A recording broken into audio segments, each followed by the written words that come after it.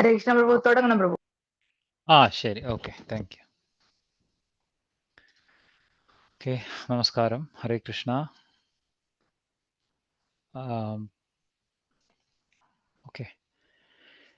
നമോ വിഷ്ണുപദായ കൃഷ്ണപ്രേഷ്ഠായ ഭൂതലേ ശ്രീമതേ ഭക്തിവേദാന്ത സ്വാമിനിധി നാമിനെ നമസ്തേ സാരസ്വതേ ദേവേ ഗൗരവാണി പ്രചാരിണി നിർവിശേഷ ശൂന്യവാദി പാശ്ചാത്യ ദേശതാരിണി. जय श्री कृष्ण चैतन्य प्रभु नित्यानंद श्री अद्वैता गदाधर श्रीवासदि गौर भक्त वृंद. हरे कृष्ण कृष्ण कृष्ण हरे हरे, हरे राम राम राम हरे हरे. हरे कृष्ण कृष्ण कृष्ण हरे हरे, हरे राम राम राम हरे हरे. हरे कृष्ण कृष्ण कृष्ण हरे हरे, हरे राम राम राम हरे हरे. ओम अज्ञानतिमिरान्धस्य ज्ञानाञ्जनशलाकया चक्षुरुन्मिलितं येन तस्मै श्रीगुरवे नमः. मूकं करोति वाचालं पङ्गुं लङ्घयते गिरिं यत्कृपातमहं वन्दे श्रीगुरुं दीनतारिणं. वाञ्छाकल्पतरुभ्यश्च कृपासिन्धुभ्य एव च पतितानां पावनेभ्यो वैष्णवेभ्यो नमो नमः. हरे कृष्णा.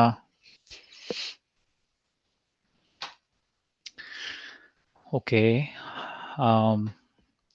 ഇന്നത്തെ ശ്ലോകം 1929 അല്ലേ? ഒന്ന് കൺഫേം ചെയ്യാമോ? ഓക്കെ. അപ്പോൾ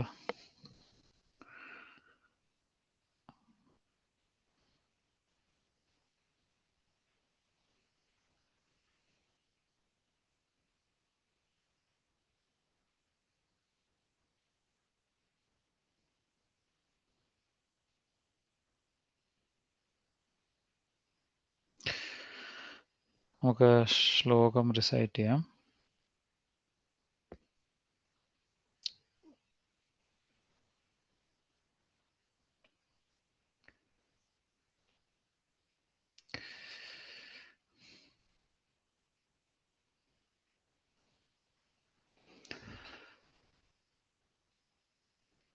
ധർമ്മം പ്രവദതസ്തസ്യ സകാല പ്രത്യുപസ്ഥിതഃ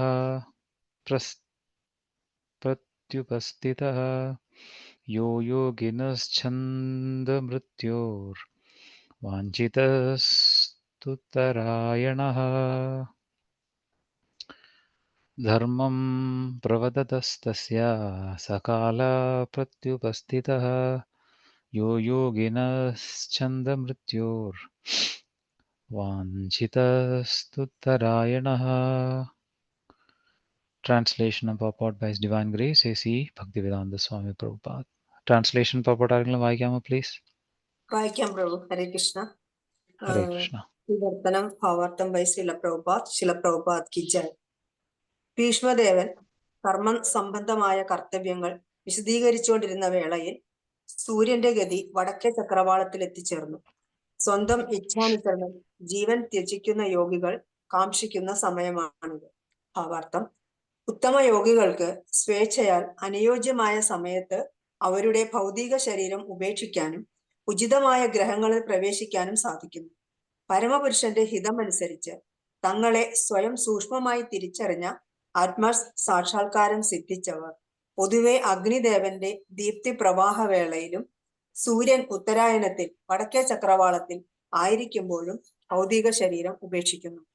അപ്രകാരം അവർ ആത്മീയാകാശം പ്രാപ്തമാക്കുന്നു.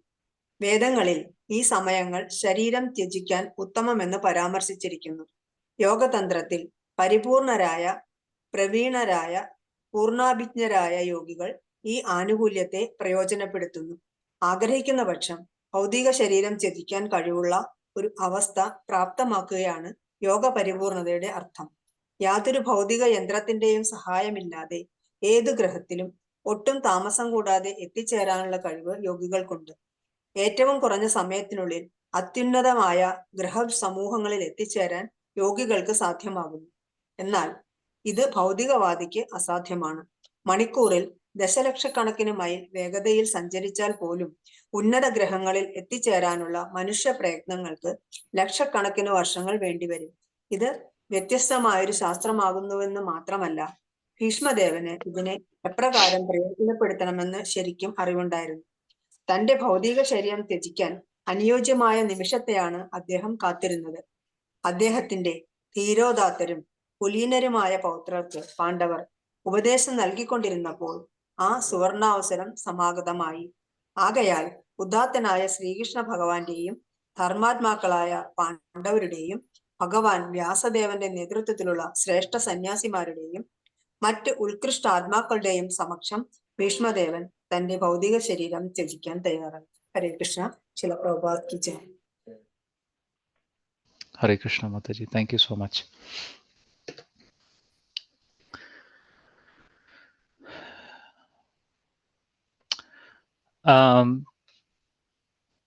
ഈ ഈ ഈ ശ്ലോകം ഭാഗവത്തില് ഭീഷ്മദേവര് നമ്മൾ കണ്ടു. ഭീഷ്മദേവര് തൻ്റെ യുധിഷ്ഠിരൻ്റെ ഗ്രാൻഡ് സൺ അല്ലെങ്കിൽ യുധിഷ്ഠിരനെ അദ്ദേഹം ഉപദേശിക്കുന്ന ഒരു സന്ദർഭമാണ്. ഭീഷ്മദേവ വാസ് ഡിസ്ക്രൈബിങ് ഓക്യുപ്പേഷണൽ ഡ്യൂട്ടീസ്. പല രീതിയിൽ നമ്മൾ ഇതിൻ്റെ മുൻ ശ്ലോകങ്ങളിൽ കണ്ടു എന്തൊക്കെയാണ് അദ്ദേഹം യുധിഷ്ഠിരന് പറഞ്ഞു കൊടുത്തത്, അല്ലേ? എന്തൊക്കെയാണ് പറഞ്ഞു കൊടുത്തത്? റിലീജിയസ് പ്രിൻസിപ്പിൾസ്, എന്തൊക്കെയാണ് ധർമ്മത്തിനെ കുറിച്ച് പറഞ്ഞു കൊടുത്തു. റിലീജിയസ് ഡ്യൂട്ടീസ്, എന്തൊക്കെ ഡ്യൂട്ടീസാണ് ഒരു വ്യക്തി ചെയ്യേണ്ടത്. Different classification of caste, orders of life, to-fold divisions, detachment, അങ്ങനെ എല്ലാ ഒരു ജീവിതത്തിൽ ഒരു മനുഷ്യൻ ഫോളോ ചെയ്യേണ്ട, അല്ലെങ്കിൽ ഒരു വ്യക്തി ഒരു ധർമ്മത്തിനെ ഫോളോ ചെയ്യേണ്ട വ്യക്തി എന്തൊക്കെയാണോ തൻ്റെ ജീവിതത്തിൽ ഫോളോ ചെയ്യേണ്ടത്, എങ്ങനെ രാജ്യം ഭരിക്കണം, പ്രജകളുടെ അവരുടെ കാര്യങ്ങൾ എങ്ങനെ നോക്കണം, ഇതെല്ലാം വളരെ വ്യക്തമായി പറഞ്ഞു കൊടുത്തു. അപ്പോഴാണ് ഈ പർട്ടിക്കുലർ ശ്ലോകം ഇങ്ങനെ ഒക്യുപ്പേഷണൽ ഡ്യൂട്ടീസ്, നമ്മുടെ ജീവിതത്തിലെ കാര്യങ്ങൾ, നമ്മുടെ ഡ്യൂട്ടീസ്, നമ്മുടെ പ്രവൃത്തികൾ എങ്ങനെയൊക്കെ ചെയ്യണം, നമ്മുടെ ഡ്യൂട്ടീസ് എന്തൊക്കെയാണ്, നമ്മുടെ റെസ്പോൺസിബിലിറ്റീസ് എന്തൊക്കെയാണ്, ഒരു രാജാവിൻ്റെ റെസ്പോൺസിബിലിറ്റി എന്തൊക്കെയാണ്, ഒരു ഒരു ഒരു സാധാരണ മനുഷ്യൻ ധർമ്മത്തിനനുസരിച്ച് എങ്ങനെ പ്രവർത്തിക്കണം, അങ്ങനെയെല്ലാം ഭീഷ്മദേവർ പറഞ്ഞു കൊടുക്കുന്ന സമയത്താണ് എന്താണ് ശ്ലോകം എന്താ പറയുന്നത്? സകാല പ്രത്യുപസ്ഥിതഃ യോ യോഗിനശ്ചന്ദ്രമൃത്യോർ വാഞ്ചിതസ് ഉത്തരായണ. ഇങ്ങനെ പറഞ്ഞുകൊണ്ടിരിക്കുന്നത് എങ്ങനെയാണോ യോഗികൾ ഉത്തരായണ മാസം അല്ലെങ്കിൽ ഉത്തരായണ സമയം തൻ്റെ ശരീരം വെടിയാൻ ഏറ്റവും ഉചിതമായി വിചാരിക്കുന്നത്, ആ പർട്ടിക്കുലർ സമയം ആയി എന്നാ പറയുന്ന. ആ സമയമായപ്പോൾ ഭീഷ്മദേവ തൻ്റെ ശരീരം വെടിയാൻ തയ്യാറായി. അത് നമ്മൾ ഇനി അടുത്ത ശ്ലോകങ്ങളിൽ കാണും. എങ്ങനെ അദ്ദേഹം ഇത്രയും നേരം സംസാരിച്ചു ഭഗവാൻ, അല്ലെങ്കിൽ എന്തൊക്കെയാണോ യുധിഷ്ഠിരനോട് പറഞ്ഞത്, എന്തൊക്കെയാണോ ഉപദേശങ്ങൾ കൊടുത്തത്, എന്തൊക്കെയാണോ അഡ്വൈസ് കൊടുത്തുകൊണ്ടിരുന്നത്, അതെല്ലാം അദ്ദേഹം ഇനി പതുക്കെ നിർത്തി. ഇനി കംപ്ലീറ്റ്ലി പ്യുവർലി ഭഗവാനെ ഫോക്കസ് ചെയ്ത് ഇനിയാണ് ഭീഷ്മസ്തുതി. ഇനി 1-2 ശ്ലോകങ്ങൾക്ക് ശേഷം ഐ തിങ്ക് 32-33 ശ്ലോകം മുതലാണ് ഭീഷ്മസ്തുതി. ബ്യൂട്ടിഫുൾ സെക്ഷനാണ്. അതിൽ ഭഗവാനെ കംപ്ലീറ്റ്ലി ഫോക്കസ്ഡ്, അദ്ദേഹം ഭഗവാനെ മാത്രം ഫോക്കസ് ചെയ്ത് ഭഗവാൻ യുദ്ധത്തിൽ എന്തെല്ലാം ചെയ്തു, എങ്ങനെയാണ് അർജുനനുമായിട്ട് തനിക്കെതിരെ യുദ്ധം ചെയ്തത്, എങ്ങനെയാണ് ഭഗവാൻ ചക്രവും എടുത്തുകൊണ്ട് രഥത്തിൻ്റെ വീലുണ്ടല്ലോ, അതും എടുത്തുകൊണ്ട് ഭഗവാൻ എങ്ങനെയാണ് ഭീഷ്മരെ അറ്റാക്ക് ചെയ്യാൻ വന്നത്, എങ്ങനെയാണ് ഭഗവാന്റെ അതിൻ്റെ ബ്യൂട്ടി വർണ്ണിക്കുന്നുണ്ട്. എങ്ങനെയാണ്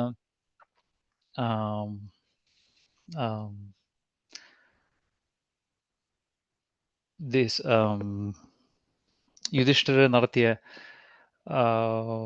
രാജസൂയ യജ്ഞത്തിൽ എങ്ങനെയാണ് ഭഗവാനെ ഗ്ലോറിഫൈ ചെയ്യുക, അങ്ങനെ പല പല കാര്യങ്ങൾ യുധിഷ്ഠിരിങ്ങനെ ഭീഷ്മദേവരിങ്ങനെ ഓർക്കുന്നുണ്ട്, സ്പെസിഫിക്കലി കൃഷ്ണനെ കുറിച്ച്.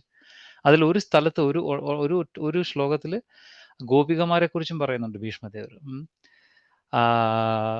അപ്പോൾ അത്രയും കംപ്ലീറ്റ്ലി ഫോക്കസ്ഡ് ആയി കൃഷ്ണനിൽ, ഭഗവാനിലേക്ക് മാത്രം ഫോക്കസ് ചെയ്ത് പരിപൂർണമായി ഭഗവാനിലെ മനസ്സുറപ്പിച്ചിട്ട് തൻ്റെ ശരീരം വെടിയുന്ന ഒരു ബ്യൂട്ടിഫുൾ സെക്ഷനാണ് ഇപ്പോൾ നമ്മൾ പോയിക്കൊണ്ടിരിക്കുന്നത്. അതിൻ്റെ തുടക്കമാണ് ഈ ശ്ലോകം. ഈ ശ്ലോകത്തിൽ 1-2 പോയിന്റ്സ് ടച്ച് ചെയ്യാമെന്ന് വിചാരിക്കുന്നു. ഒന്ന്, ഈ ഷൺമാസക്കാലം നമ്മൾ പറയുന്നുണ്ടല്ലോ, ഈ 6 മാസം, ഷൺമാസം എന്നല്ല, ഷഡ് മാസം, 6 മാസങ്ങൾ. 6 മാസം സൂര്യൻ നോർത്തിലേക്ക്, നോർത്ത് എന്ന് പറയുമ്പോൾ ഉത്തരായണം അല്ലേ, ഉത്തരായണത്തിലേക്ക് ഈ നോർത്തിലേക്ക് ട്രാവൽ ചെയ്യും. 6 മാസം ദക്ഷിണത്തിലേക്ക് ട്രാവൽ ചെയ്യും. ഈ 6 മാസം വീതം സൂര്യൻ ഇങ്ങനെ സഞ്ചരിക്കും എന്നാണ് പറയുന്നത്. അപ്പോൾ ഈ ഒരു പർട്ടിക്കുലർ സമയത്തിന്റെ പ്രത്യേകത എന്താണ് എന്നാണ് നമ്മൾ നോക്കേണ്ടത്. അതിൽ അതാണ് ഈ ശ്ലോകത്തിൽ ഒരു വൺ ഓഫ് ദ ഹൈലൈറ്റ്സ്. ഒരു ഹൈലൈറ്റ് എന്ന് പറഞ്ഞാൽ അതാണ്. ഭഗവാൻ ഭഗവത്ഗീതയിൽ ഇത് പറയുന്നുണ്ട്. കൃഷ്ണൻ ഭഗവത്ഗീതയിൽ 8ാമത്തെ ചാപ്റ്ററിൽ ഈ പറയുന്നുണ്ട് എന്തൊക്കെയാണ് ഈ 2 പാതകൾ, 2 സമയത്തിനെ കുറിച്ച് പറയുന്നുണ്ട്, 2 പാതകളെ കുറിച്ച് പറയുന്നുണ്ട്. 2 സമയം എന്താണ്? ഒന്നെന്ന് പറയുന്നത് ഈ സമയം, അതായത് ഈ സൂര്യൻ ഈ 6 മാസം നോർത്തിലേക്ക് ട്രാവൽ ചെയ്യുന്ന സമയം, പിന്നെ മറ്റ് 6 മാസം സൗത്തിലേക്ക് ട്രാവൽ ചെയ്യുന്ന സമയം, അത് സമയത്തിനെ കുറിച്ച്. പിന്നെ 2 പാതകളെ കുറിച്ച്, 2 പാത്തിനെ കുറിച്ച് പറയും, 2 വേയ്സിനെ കുറിച്ച് പറയുന്നുണ്ട്.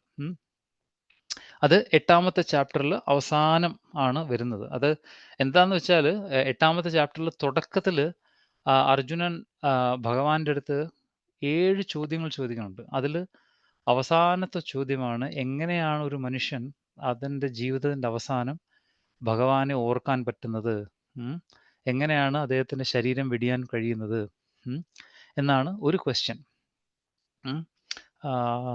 നമ്മൾ 8ാമത്തെ ചാപ്റ്റർ എടുക്കുകയാണെങ്കിൽ, ഒരു മിനിറ്റ് ഞാൻ എടുക്കട്ടെ.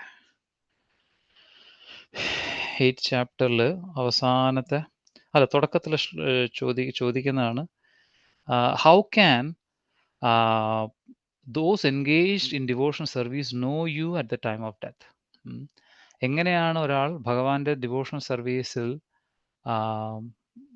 എൻഗേജ് ആകുമ്പോൾ, അല്ലെങ്കിൽ ഭഗവാന്റെ ഡിവോഷണൽ സർവീസ് അല്ലെങ്കിൽ ഭഗവാന്റെ ഭക്തി സേവനത്തിൽ കൂടുതൽ എൻഗേജ്ഡ് ആകുമ്പോൾ എങ്ങനെ ഭഗവാനെ നമുക്ക് ഓർക്കാൻ പറ്റും?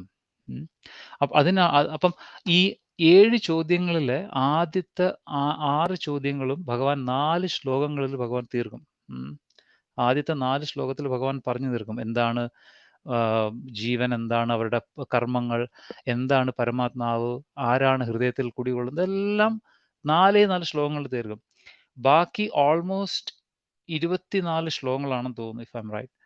ആ 24 ശ്ലോകങ്ങളിൽ കംപ്ലീറ്റ് ഭഗവാനെ എങ്ങനെയാണ് അവസാനം ശരീരം വെടിയേണ്ടത്, ഏതൊക്കെ സമയത്താണ് ഒരു യോഗി ശരീരം വെടിയുന്നത്, എന്തെല്ലാം സമയത്ത് ശരീരം വെടിഞ്ഞാൽ എന്തെല്ലാം സംഭവിക്കും, ആ ഒരു പ്രിപ്പറേഷൻ നമ്മൾ പറയില്ലേ, ആർട്ട് ഓഫ് ലീവിങ് എന്ന് പറയത്തില്ല, art of living this body. Art of living എന്ന് പറയുന്നത് ഒന്ന്, നമ്മളെങ്ങനെ ജീവിക്കണം. But art of living, hello hello Yes, Prabhu, yes, we can hear you. ഞാൻ അതെന്തോ ചോദിച്ച പോലെ തോന്നി. ഓക്കെ, അപ്പോൾ എന്താണ് ഈ ആർട്ട് ഓഫ് ലീവിങ്? അതാണ് ബേസിക്. 8ാമത്തെ ചാപ്റ്ററിന്റെ ടൈറ്റിൽ തന്നെ അറ്റൈനിങ് ദ സുപ്രീം എന്നാണ്. ഭഗവാനെ എങ്ങനെ പ്രാപിക്കാം, ഭഗവാനെ എങ്ങനെ നമുക്ക് അറ്റൈൻ ചെയ്യാം, അതാണ് 8th ചാപ്റ്റർ തന്നെ. അതിൽ അവസാനത്തെ സെക്ഷനിൽ ഭഗവാൻ പറയുന്നുണ്ട്, ഈ ഷൺമാസ കാലത്തിനെ കുറിച്ച് പറയുന്നുണ്ട്. എത്ര കാലേത്തു അനാവൃത്തും ആവൃത്തിയും ചൈവ യോഗിനഃ. ഈ ഏത് കാലത്തില് അനാവൃത്തിയും ആവൃത്തിയും. അനാവൃത്തി എന്ന് പറഞ്ഞാൽ, ആവൃത്തി എന്ന് പറഞ്ഞാൽ റിപ്പറ്റീഷൻ. അനാവൃത്തം എന്ന് പറഞ്ഞാൽ റെപ്പറ്റീഷൻ അല്ലാതെ ഏത് കാലത്തിൽ ആണോ ഒരാൾ ശരീരം വെടിയുമ്പോൾ അയാൾക്ക് repetition of birth and death ഉണ്ടാകുന്നത്, ഏത് കാലത്തിലാണോ ഒരാൾ ശരീരം വെടിയുമ്പോൾ റെപ്പറ്റീഷൻ ഇല്ലാതാകുന്നത്, അത് ഞാൻ ഇനി പറഞ്ഞുതരാമെന്ന് ഭഗവാൻ പറയുന്നുണ്ട്.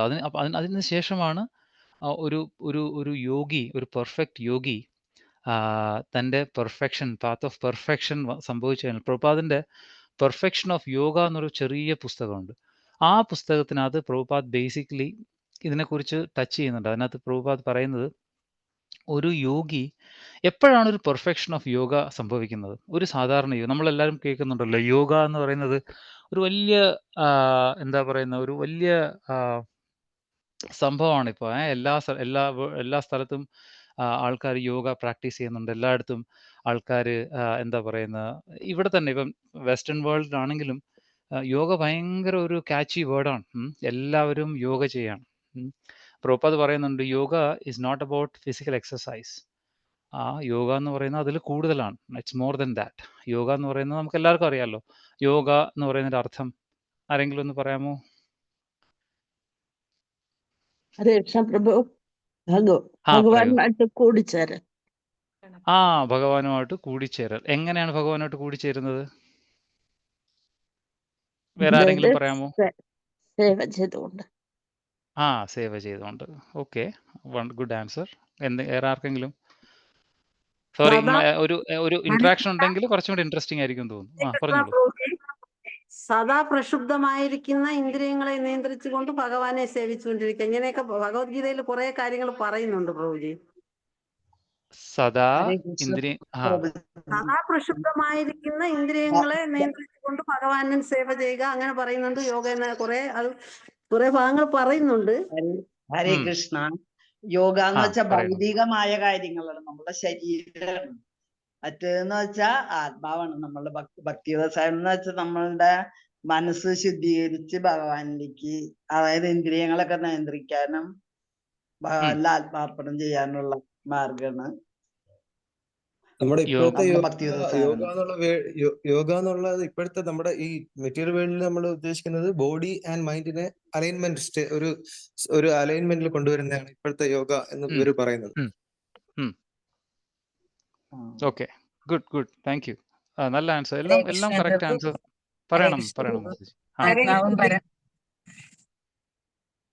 പറയൂ. ആത്മാവും പരമാത്മാവും തമ്മിലുള്ള സംയോഗം. ആത്മാവും പരമാത്മാവിനും തമ്മിലുള്ള സംയോഗം. Good answer. ഹരേ കൃഷ്ണ പ്രഭു. മാതാജി. ഭഗവാനുമായിട്ടുള്ള ബന്ധം സ്ഥാപിക്കണം. അതിന് നമ്മൾ പല രീതികൾ, ഭക്തിയോഗം, അഷ്ടാംഗയോഗം, ജ്ഞാനയോഗം, കർമ്മയോഗം, അങ്ങനെ വിവിധ മാർഗങ്ങളിലൂടെ ഭഗവാനുമായിട്ടുള്ള ബന്ധം സ്ഥാപിക്കുന്നു. അതാണ് ഭക്തിയോഗമാണ് ബൈ ഡിവോഷണൽ സർവീസ്. പറയണം. സ്വരൂപത്തെ അറിഞ്ഞുകൊണ്ട് ഭഗവാനോട് അടുക്കുക. നമ്മുടെ സ്വരൂപത്തിനെ അറിഞ്ഞുകൊണ്ട് ഭഗവാനോട് അടുക്കുക. ഭഗവാന്റെ അംശമെന്ന് അറിഞ്ഞുകൊണ്ട് ഭഗവാനോട് അടുക്കുക. കറക്റ്റ്. എല്ലാം കറക്റ്റ് ആൻസേഴ്സ് ആണ്. എല്ലാവരും വളരെ റിയലൈസ്ഡ് ആയിട്ടുള്ള ഡിവോട്ടീസ് ആണെന്ന് മനസ്സിലായി. Thank you so much. Nice reply പറഞ്ഞതിൽ സന്തോഷം. അതിൽ കാരണം ഒരു ഇൻട്രാക്ഷൻ ഉണ്ടെങ്കിൽ, ഞാനിപ്പം ഒരു മതിലിലേക്ക് നോക്കിയാ സംസാരിക്കുന്നു. ബട്ട് ഒരു ഇൻട്രാക്ഷൻ ഉണ്ടാകുമ്പോഴത്തേന് it will be more lively. Thank you. Hare Krishna. നമ്മൾ ചെയ്യുന്ന എന്തും ഭഗവാനായിട്ട് സംബന്ധപ്പെടുത്തിയിട്ട് ചെയ്യുന്ന അതല്ലേ യോഗം? എല്ലാം ഭഗവാനുമായിട്ട് കണക്ട് ചെയ്യുമ്പോൾ യോഗ. കറക്റ്റ്. അതെ, അതാണ്. എല്ലാ ഡെഫിനേഷൻസും കറക്റ്റ് ആണ്. ഞാൻ പറഞ്ഞത് ബേസിക്കലി ഇപ്പം നമ്മളിപ്പോൾ യോഗ എന്ന് പറയുന്നുണ്ടല്ലോ. അപ്പോൾ അഷ്ടാംഗയോഗം എന്ന് പറയുന്നത് ഈ 8 അംഗങ്ങളാണ് എന്ന് പറയുന്നത്. അത് 8 ലിംസ് ഓഫ് യോഗ എന്ന് പറയുന്നത്. അപ്പോൾ ഈ 8 ലിംസ് ഓഫ് യോഗ, അതിൽ ബേസിക്കലി നമ്മൾ എല്ലാവരും പറയുന്ന പോലെ തുടക്കത്തിൽ തന്നെ യമ, നിയമ, ആസന, പ്രാണായാമ, പ്രത്യാഹാര, ധാരണ, ധ്യാന, സമാധി, 8 ലിംസ് ആണ് യോഗയുള്ളത്. ഈ സമാധി എന്ന് പറയുന്നതാണ് യോഗയുടെ perfection of yoga. Srila Prabhupada perfection of യോഗയുടെ തുടക്കത്തിൽ ഈ അഷ്ടാംഗ യോഗത്തിനെ കുറിച്ച് പറയുന്നുണ്ട്. അപ്പോൾ ഈ യോഗം, ഈ പെർഫെക്ഷൻ ഓഫ് യോഗയിൽ എത്താൻ വേണ്ടിയിട്ടുള്ള മറ്റ് 7 സ്റ്റെപ്സ് ആണ് നമ്മൾ പറയുന്നത് അല്ലേ? യമ നിയമ ഇപ്പം ഫോർ എക്സാമ്പിൾ യമ നിയമ പറയുമ്പോൾ നമ്മൾ ബേസിക്കലി പറയുന്ന പറഞ്ഞാൽ ഡൂസ് ആൻഡ് ഡോൺസ് ആണ്. എന്ത് ചെയ്യാൻ പാടില്ല, എന്ത് ചെയ്യാം. നമ്മൾ യോഗ വഴി നമ്മൾ ചെയ്യാൻ ഉദ്ദേശിക്കുന്നത് എന്താണ്? നമ്മൾ നമ്മുടെ ഈ ഒരു എക്സിസ്റ്റൻസ്, നമ്മുടെ ഈ ഒരു നമ്മുടെ എക്സിസ്റ്റൻസിന് എന്താ പറയുന്നത്, നമ്മുടെ ഈ ഒരു ജീവിതം, നിലനിൽപ്പ്, താങ്ക് യു, നിലനിൽപ്പ്, അല്ലെങ്കിൽ നമ്മുടെ ഈ ഒരു ലൈഫിനെ നമ്മൾ ട്രാൻസെൻഡ് ചെയ്യാണ്. എന്തിനു ട്രാൻസെൻഡ് ചെയ്യാണ്? ട്രാൻസെൻഡ് എന്ന് പറയുന്ന വാക്കിന്റെ അർത്ഥം എന്ന് പറയുന്നത് ഉപരി, അതിനേക്കാൾ മേലെ കൊണ്ടുപോവുക. ഏതിനേക്കാൾ മേലെ കൊണ്ടുപോവുക? നമ്മൾ ഈ ജീവിക്കുന്ന ഈ മെറ്റീരിയൽ വേൾഡിന്റെ ഈ ബോണ്ടേജിൽ നിന്നും നമ്മളെ തന്നെ, നമ്മുടെ ഈ ലൈഫിനെ നമ്മൾ അപ്ലിഫ്റ്റ് ചെയ്യുക. അപ്ലിഫ്റ്റ് ചെയ്ത് കഴിഞ്ഞിട്ട് എവിടെ കൊണ്ടുപോകും? അത് ഒരു പരമമായ ഒരു സത്യം, ഒരു ആബ്സല്യൂട്ട് ട്രൂത്തുമായി നമ്മൾ കണക്ട് ചെയ്യണം. അപ്പോഴാണ് നമ്മുടെ ജീവിതത്തിന്റെ ഒരു വാല്യൂ, അല്ലെങ്കിൽ ജീവിതത്തിന്റെ ഒരു പരിപൂർണത എന്ന് പറയുന്നത് അല്ലേ? പക്ഷേ ഈ അപ്ലിഫ്റ്റ് ചെയ്യാൻ, ഈ തുടക്കത്തിൽ നമുക്ക് ഈ ഒരു ജമ്പ് ഓഫ് വേണമല്ലോ, നമുക്ക് അവിടെ നിന്ന് ഒന്ന് അപ്ലിഫ്റ്റ് ചെയ്യണമല്ലോ. ഇതിന് വേണ്ടിയിട്ട് നമ്മൾ എന്തെല്ലാം ചെയ്യണം? കാരണം എന്ന് പറഞ്ഞാൽ നമ്മുടെ ഈ ലൈഫ് എന്ന് പറയുന്നത് നമ്മൾ ഡീപ്ലി റൂട്ടഡ് ആണ് അല്ലേ? നമ്മുടെ ജീവിതം എന്ന് പറയുന്നത് ഭയങ്കരമായി ഡീപ്ലി എന്തിൽ റൂട്ടഡ് ആണ്? ഈ മെറ്റീരിയൽ ലൈഫുമായിട്ട് കണ്ടീഷനിങ് ആണ്. പറയുന്നത് കണ്ടീഷനിങ് ആണ്. കണ്ടീഷനിങ് എന്ന് പറഞ്ഞു കഴിഞ്ഞാൽ ഭയങ്കരമായി നമ്മൾ അതിൽ ഉൾക്കൊണ്ടിരിക്കുകയാണ്. നമ്മൾ അതിനകത്ത് ഭയങ്കരമായി ഇൻവോൾവ് ആണ്. അതിനെയാണ് കണ്ടീഷനിങ് എന്ന് പറയുന്നത്. For example, his grace Radheshyam Prabhu ഒരു ബ്യൂട്ടിഫുൾ എക്സാമ്പിൾ പറയുന്നുണ്ട്. വൺ ഓഫ് ദ ലെക്ചേഴ്സിൽ ഞാൻ കേട്ടതാണ്. കണ്ടീഷനിങ്ങിന്റെ ഏറ്റവും ബെസ്റ്റ് എക്സാമ്പിൾ എന്ന് പറഞ്ഞാൽ ഈ എന്താ പറയുന്നത്, ഈ കുപ്പി എന്നുണ്ടല്ലോ, ഈ എന്താണ് ഹിങ്ക് എന്ന് പറയുന്നത്? കായം ഇട്ട് വെച്ചിരിക്കുന്ന കുപ്പി ഉണ്ടല്ലോ. ഈ കുപ്പിയിൽ നിന്ന് നമ്മൾ കായം എടുത്ത് കളഞ്ഞാൽ ആ കായത്തിന്റെ സ്മെല്ല് അതിനകത്ത് തന്നെ ഉണ്ടാവും. നമ്മൾ എത്ര വെള്ളത്തിൽ കഴിയാലും ആ കായത്തിന്റെ സ്മെല്ലുണ്ടാവും. മനസ്സിലായോ? അപ്പം ബേസിക്കലി എന്താ പറയുന്നത് പറഞ്ഞാൽ, നമ്മളുടെ ഉള്ളിൽ ഒരുപാട് വാസനകളും സംസ്കാരങ്ങളും നമ്മുടെ ഉള്ളിൽ ഉണ്ട് എപ്പോഴും. ഈ വാസനകളും സംസ്കാരങ്ങളും നമ്മുടെ ഉള്ളിൽ എന്താ പറ്റുന്നത്? ഈ നമ്മുടെ ഇനിയുള്ള പ്രാരാബ്ധ കർമ്മത്തിലേക്ക് നമ്മൾ അതിനെ വഹിക്കും. പ്രഭുപാദ് നമ്മൾ കേട്ടിട്ടുണ്ടല്ലോ, പ്രഭുപാദ് പറയുന്നുണ്ട്, ഡിഫറെന്റ് സ്റ്റെപ്സ്. നമ്മൾ എന്തുകൊണ്ടാണ് ഈ ലൈഫ്, ഈ സൈക്കിളിൽ ഇങ്ങനെ പോകുന്നത്? ബേസിക്കലി എല്ലാത്തിനെയും തുടക്കം എന്ന് പറഞ്ഞാൽ അജ്ഞാനമാണ്.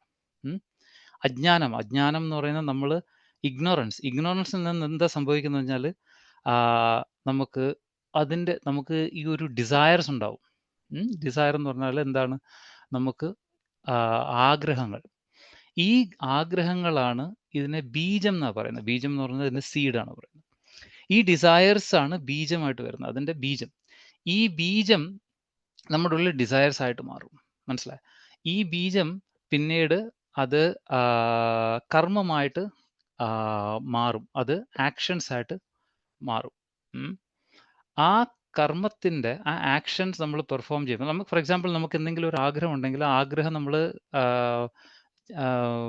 സാറ്റിസ്ഫൈ ചെയ്യാൻ വേണ്ടിയിട്ട് നമ്മൾ അതിന് വേണ്ടിയിട്ടുള്ള കർമ്മങ്ങൾ ചെയ്യും. ആ കർമ്മങ്ങൾ ചെയ്യുമ്പോൾ നമുക്ക് എന്ത് പറ്റും? അപ്രാരാബ്ധ കർമ്മങ്ങളും പ്രാരാബ്ധ കർമ്മങ്ങളും ഉണ്ടാവും. അപ്രാരാബ്ധം എന്ന് പറഞ്ഞു കഴിഞ്ഞാൽ അതിൻ്റെതായിട്ടുള്ള ഫലങ്ങൾ നമ്മുടെ ഉള്ളിലേക്ക് വരും. അതായത് കാർമിക് റിയാക്ഷൻസ് നമുക്ക് വരും. അതായത് നമുക്ക് അജ്ഞാനം ഉണ്ടാവും. അജ്ഞാനത്തിൽ നിന്ന് നമുക്ക് ബീജം എന്ന് പറഞ്ഞാൽ അതിൻ്റെ ഡിസയർസ് ഉണ്ടാവും.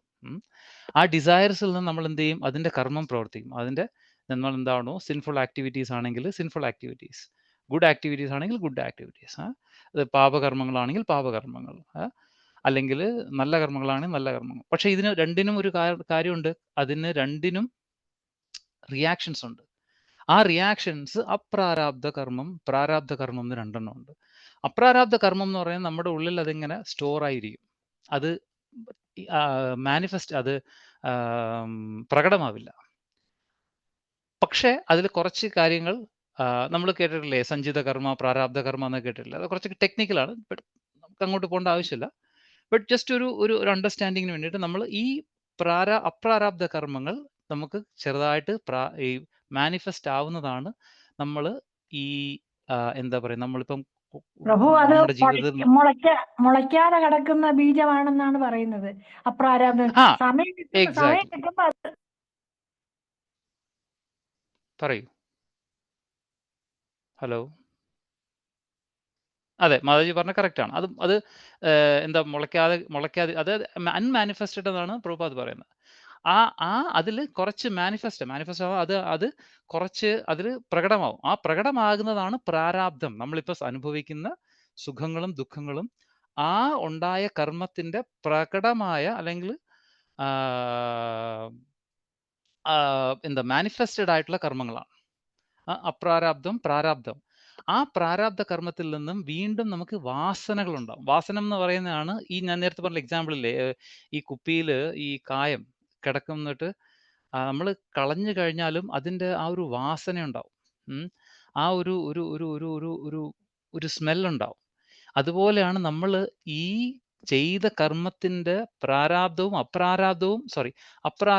പ്രാരാബ്ധവുമായ കർമ്മങ്ങൾ അനുഭവിച്ചതിന് ശേഷവും അതിൻ്റെ ഒരു വാസന നമുക്ക് വീണ്ടും നമ്മുടെ ഉള്ളിലുണ്ടാവും. ഈ സോൾ ക്യാരി ചെയ്യും. അതിനെയാണ് കൂട്ടം എന്ന് പറയുന്നത്. കൂട്ടം എന്ന് പറയുന്നത് ആ ഒരു സംസ്കാരത്തിനെ, അതിൻ്റെ ഒരു ഇംപ്രഷൻസ്, ബേസിക്കലി പറയുന്നത് ഇംപ്രഷൻസ് ആണ്. ആ ഇംപ്രഷൻസ് നമ്മൾ ക്യാരി ചെയ്യും. ആ ഇംപ്രഷൻസ് വീണ്ടും നമുക്ക് ഡിസയർസ് ഉണ്ടാക്കും. അതിനെ വീണ്ടും വീണ്ടും ഒരു ജീവൻ എടുക്കാൻ നമ്മൾ ഫോഴ്സ്ഡ് ആവും. അതുകൊണ്ടാണ് നമ്മൾ പുനരപി ജനനം പുനരപി മരണം എന്ന് പറയും. ഈ ലൈഫ് സൈക്കിൾ ഇങ്ങനെ ഫോളോ ചെയ്യുന്നതാണ്. ഈ ഒരു ലൈഫ് സൈക്കിൾ ബ്രേക്ക് ചെയ്യാനാണ് ആര് ശ്രമിക്കുന്നത്? യോഗി ശ്രമിക്കുന്നത്. ആ ബ്രേക്ക് ചെയ്യാനുള്ള ഡിഫറെൻറ്റ് സ്റ്റെപ്പാണ്. ആ ബ്രേക്ക് ചെയ്തിട്ട് എങ്ങോട്ടാണ് പോകേണ്ടത്? ബ്രേക്ക് ചെയ്ത് പരമമായ സത്യത്തിലേക്ക് പോകണം. നമ്മൾ കേട്ടിട്ടില്ലേ, ബ്രഹ്മസത്യം ജഗത് മിഥ്യ എന്ന് പറയത്തില്ലേ? അപ്പോൾ അതാണ് ബേസിക്കലി പറയുന്നത്. ഈ കാണുന്നതെല്ലാം മിഥ്യയാണ്, ബ്രഹ്മം മാത്രമേ സത്യമുള്ളൂ. അത് on A very high level ആ ഒരു ഫിലോസഫി കറക്റ്റാണ്.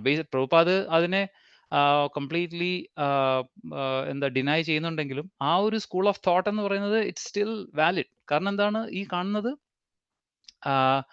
ഇല്യൂഷനാണ് അല്ലേ? ബ്രഹ്മസത്യം ജഗൻ മിഥ്യ പ്രഭുപാദ് പറയുന്നത് മിഥ്യയല്ല, ബട്ട് നമ്മളെ അത് ഈ ഒരു ലൈഫ് സൈക്കിളിലേക്ക്, അല്ലെങ്കിൽ ഒരു loop of birth and death, നമ്മൾ കേട്ടിട്ടില്ലേ, BODD എന്ന് പറഞ്ഞില്ലേ, birth, death, old age and disease. അപ്പോൾ ഈ ഒരു ചക്രത്തിലേക്ക് എപ്പോഴും ഇങ്ങനെ ലൂപ്പ് ചെയ്യുന്നത് കൊണ്ടാണ് അത് ഇല്യൂഷൻ എന്ന് പറയുന്നത്. ഇല്യൂഷൻ അല്ല, അതിനെ എപ്പോഴും ഒരു ഡേഞ്ചറസ് ലൂപ്പാണത്. അതൊരു ഭയങ്കരമായ ഒരു രക്ഷപ്പെടാൻ പറ്റാത്ത ഒരു ചക്രത്തിലാണ് ഇങ്ങനെ കറങ്ങിക്കൊണ്ടിരിക്കുന്നത്. അതിനെ ബ്രേക്ക് ചെയ്യണം. ആ ബ്രേക്ക് ചെയ്യുന്ന പ്രോസസ്സാണ് അഷ്ടാംഗ യോഗത്തിൽ പ്രാക്ടീസ് ചെയ്യുന്നത്. അതിൽ ആദ്യത്തെ സ്റ്റെപ്പ് എന്താണ്? എന്തൊക്കെയാണോ ഈ മെറ്റീരിയൽ വേൾഡിൽ സംഭവിക്കുന്നത്, അതിൽ എന്തെല്ലാം നമുക്ക് എടുക്കണം, എന്തെല്ലാം എടുത്തുകൂടാ, യമ നിയമ, ഡൂസ് ആൻഡ് ഡോൺസ്. പിന്നെ ആസന എന്ന് പറഞ്ഞ ഒരു പർട്ടിക്കുലർ സ്ഥലത്ത് പ്രോപ്പറായിട്ട് ഇരുന്ന് നമ്മുടെ ശരീരത്തിനെ ഒരു പർട്ടിക്കുലർ പൊസിഷനിലിരുത്തി നമ്മുടെ ശരീരത്തിനെ എന്താ ചെയ്യുന്നത്, പ്രിപ്പയർ ചെയ്യുന്ന ഒരു സിറ്റുവേഷനാണ് ആസന. പിന്നെ പ്രാണായാമം, നമ്മുടെ പ്രാണത്തിനെ, നമ്മുടെ എയറിനെ എങ്ങനെ നമുക്ക് കൺട്രോൾ ചെയ്യാം, പ്രാണായാമ. പിന്നെ പ്രത്യാഹാരം എന്ന് പറയുമ്പോഴത്തേന് നമ്മുടെ മനസ്സിനെ ശരീരത്തിനെ നമ്മൾ ഓൾറെഡി കൺട്രോൾഡ് ആയി കഴിഞ്ഞ്, എയറിനെ കൺട്രോൾ ആയി കഴിഞ്ഞാൽ പിന്നെ നമുക്കുള്ളിലേക്ക് മനസ്സിലാണ് പോകേണ്ടത്. യമ നിയമ ആസന പ്രാണായാമ ഇതെല്ലാം ഔട്ട്സൈഡ് എക്സ്റ്റേണൽ ബോഡിയെ കുറിച്ചാണ് കൺട്രോളിങ് ചെയ്യുന്നത്. അതിനെല്ലാം കൺട്രോൾ ചെയ്ത് കഴിഞ്ഞാൽ സ്റ്റെപ്പ് ബൈ സ്റ്റെപ്പായിട്ട് പിന്നീട് ഉള്ളിലേക്ക് പോകും. പിന്നീടാണ് മനസ്സ്, പിന്നീടാണ് പ്രത്യാഹാര ചെയ്ത് കഴിഞ്ഞാൽ മനസ്സ് കംപ്ലീറ്റ്ലി കൺട്രോൾഡ് ആവും. അപ്പോൾ മാത്രമേ നമുക്ക് ശരിക്കും യോഗ തുടങ്ങാനായിട്ടല്ല, അതിൻ്റെ ഒരു പ്രിലിമിനറി സ്റ്റെപ്പിലേക്ക് നമുക്ക് പോകാൻ പറ്റുള്ളൂ. അപ്പോൾ മാത്രമേ നമുക്ക് യോഗത്തിലേക്ക് കടക്കാൻ പറ്റുള്ളൂ. അപ്പോഴേ നമ്മൾക്ക് ആ നെക്സ്റ്റ് സ്റ്റെപ്പിലേക്ക് കിടക്കാൻ പറ്റുള്ളൂ. അപ്പോഴാണ് മാത്രമേ ആ ശാന്തമായ കൺട്രോൾഡായ സെറീനായിട്ടുള്ള മനസ്സുകൊണ്ട് ധാരണ എന്ന് പറയുമ്പോൾ മനസ്സിനെ കംപ്ലീറ്റ്ലി ഉള്ളിലേക്ക് ഫോക്കസ് ചെയ്യുക. എക്സ്റ്റേണൽ പ്രത്യാഹാര എന്ന് പറയുന്നത് എക്സ്റ്റേണൽ കംപ്ലീറ്റ് മനസ്സിൻ്റെ ആക്ടിവിറ്റീസിനെ കംപ്ലീറ്റ് ഷട്ട് ഡൗൺ ചെയ്ത് മനസ്സ് ഉള്ളിലേക്ക് ഫോക്കസ് ചെയ്യുമ്പോഴത്തേന് ധാരണ, ആ ധാരണയുടെ പെർഫെക്ഷനിലാണ് ധ്യാനം ഉണ്ടാകുന്നത്. ധ്യാനം എന്ന് പറയുമ്പോഴത്തേന് മെഡിറ്റേഷൻ, അവിടെയാണ് ശരിക്കും മെഡിറ്റേഷൻ ഉണ്ടാവുന്നത്, ഇല്ലേ? ആ മെഡിറ്റേഷൻ്റെ ഫൈനൽ സ്റ്റേജിലാണ് സമാധി. സമാധി എന്ന് പറയുമ്പോൾ പ്രഭുപാദ് പറയുന്നത്, യോഗി ശരിക്കും ഭഗവാനെ ഉള്ളിലിരിക്കുന്ന പരമാത്മാവിനെ തിരിച്ചറിയും, ആ പരമാത്മാവുമായി മീറ്റ് ചെയ്യുന്ന അതിനെയാണ് യോഗം എന്ന് പ്രഭുപാദ് പറയുന്നത്. ദാറ്റ് ഈസ് യോഗം. When you are actually seeing the Lord for the first time, അവിടെയാണ് നമ്മൾ ശരിക്കും ഭഗവാനെ കണ്ട്, ഹലോ ഇയാളെ ആണല്ലോ ഞാൻ ഇത്ര നാൾ നോക്കിക്കൊണ്ടിരുന്നത് എന്ന് പറഞ്ഞ് മീറ്റ് ചെയ്യുന്നത്, അതാണ് യോഗം. അതാണ് ശരിക്കും പറയുന്നത്. ഒരു ലൈറ്റർ സൈഡിൽ പറഞ്ഞതേ ഉള്ളൂ, ബട്ട് ബേസിക്കലി അതാണ് യോഗം. ഇവിടെ നമുക്കെല്ലാവരും, നമ്മൾ ഡിവോട്ടീസ് ആണ്, എല്ലാവരും വായിച്ചിട്ടുള്ളവരാണ്, പഠിച്ചിട്ടുള്ളവരാണ്. പക്ഷേ നമ്മുടെ ഈ നാട്ടിൽ കുറേ ആൾക്കാർ യോഗം എന്ന് പറഞ്ഞാൽ, യോഗ എന്ന് പറയുന്നത് ബേസിക്കലി ഒരുപാട് മിസ്അണ്ടർസ്റ്റുഡ്, ഒരുപാട് എന്താ പറയുന്നത്, ഇൻറ്റർപ്രിറ്റഡ് ആയിട്ടുള്ള അല്ലെങ്കിൽ മിസ്ട്രീറ്റഡ് ആയിട്ടുള്ള ഒരു വേർഡാണ് യോഗ. നമ്മൾ ഒരു 100 രൂപ കൊടുത്ത് അല്ലെങ്കിൽ 1000 രൂപ കൊടുത്ത്, എനിക്കറിയത്തില്ല ഇപ്പം എത്ര രൂപയാണ് ഫീസ്, 1000 രൂപയോ മേ ബി 5000 രൂപയൊക്കെ ആയിരിക്കും. നമ്മൾ ഒരു യോഗ ഇവിടെ പോയി കഴിഞ്ഞാൽ ആദ്യമേ അവർ ഇരുന്ന ആസന, പിന്നെ ധ്യാനം തുടങ്ങുകയാണ്. പക്ഷേ ആസനവും ധ്യാനവും എത്രയോ കഴിഞ്ഞിട്ടാണ് വരുന്നത്. അതിനു മുമ്പ് എന്തെല്ലാം കാര്യങ്ങൾ ചെയ്യണം എന്ന് യോഗസൂത്രം, പതഞ്ജലിയുടെ യോഗസൂത്രത്തിൽ പറയുന്നുണ്ട്. But end of the day നമുക്കിതൊന്നും ചെയ്യാൻ പറ്റില്ല, അല്ലേ? നമ്മൾ സാധാരണ മനുഷ്യരാണ്, നമ്മളെല്ലാം നേരത്തെ പറഞ്ഞില്ലേ, കണ്ടീഷൻഡാണ് നമ്മളെല്ലാവരും. 5 മിനിറ്റ് നമുക്ക് 5 മിനിറ്റ് പോട്ടെ, ഒരു 30 സെക്കൻഡ്സ് നമുക്ക് കണ്ണടച്ചിട്ട് നമുക്ക് ഫോക്കസ് ചെയ്യാൻ പറ്റില്ല. നമ്മുടെ ആ കപ്പാസിറ്റി എല്ലാം ഓരോ ദിവസം കഴിയും തോറും, എന്താണ് ഭാഗവതത്തിൽ പറയുന്നത്, മന്ദ സുമന്ദമതയോ, അല്ലേ? ശുകദേവ് ഗോസ്വാമി പറയുന്നതാണ്, പ്രായേണ അല്പായുഷ, അല്ലേ? പിന്നെ ഉപദ്രുത എന്നൊരു വാക്കുണ്ട്, അല്ലേ? ആ ശ്ലോകം അറിയാവുന്നവർ പറയണം. പ്രായേണ അല്പായുഷ, ഉപദ്രുത എന്ന് പറഞ്ഞാൽ ഡിസ്റ്റർബ്ഡ് ആണ് നമ്മൾ,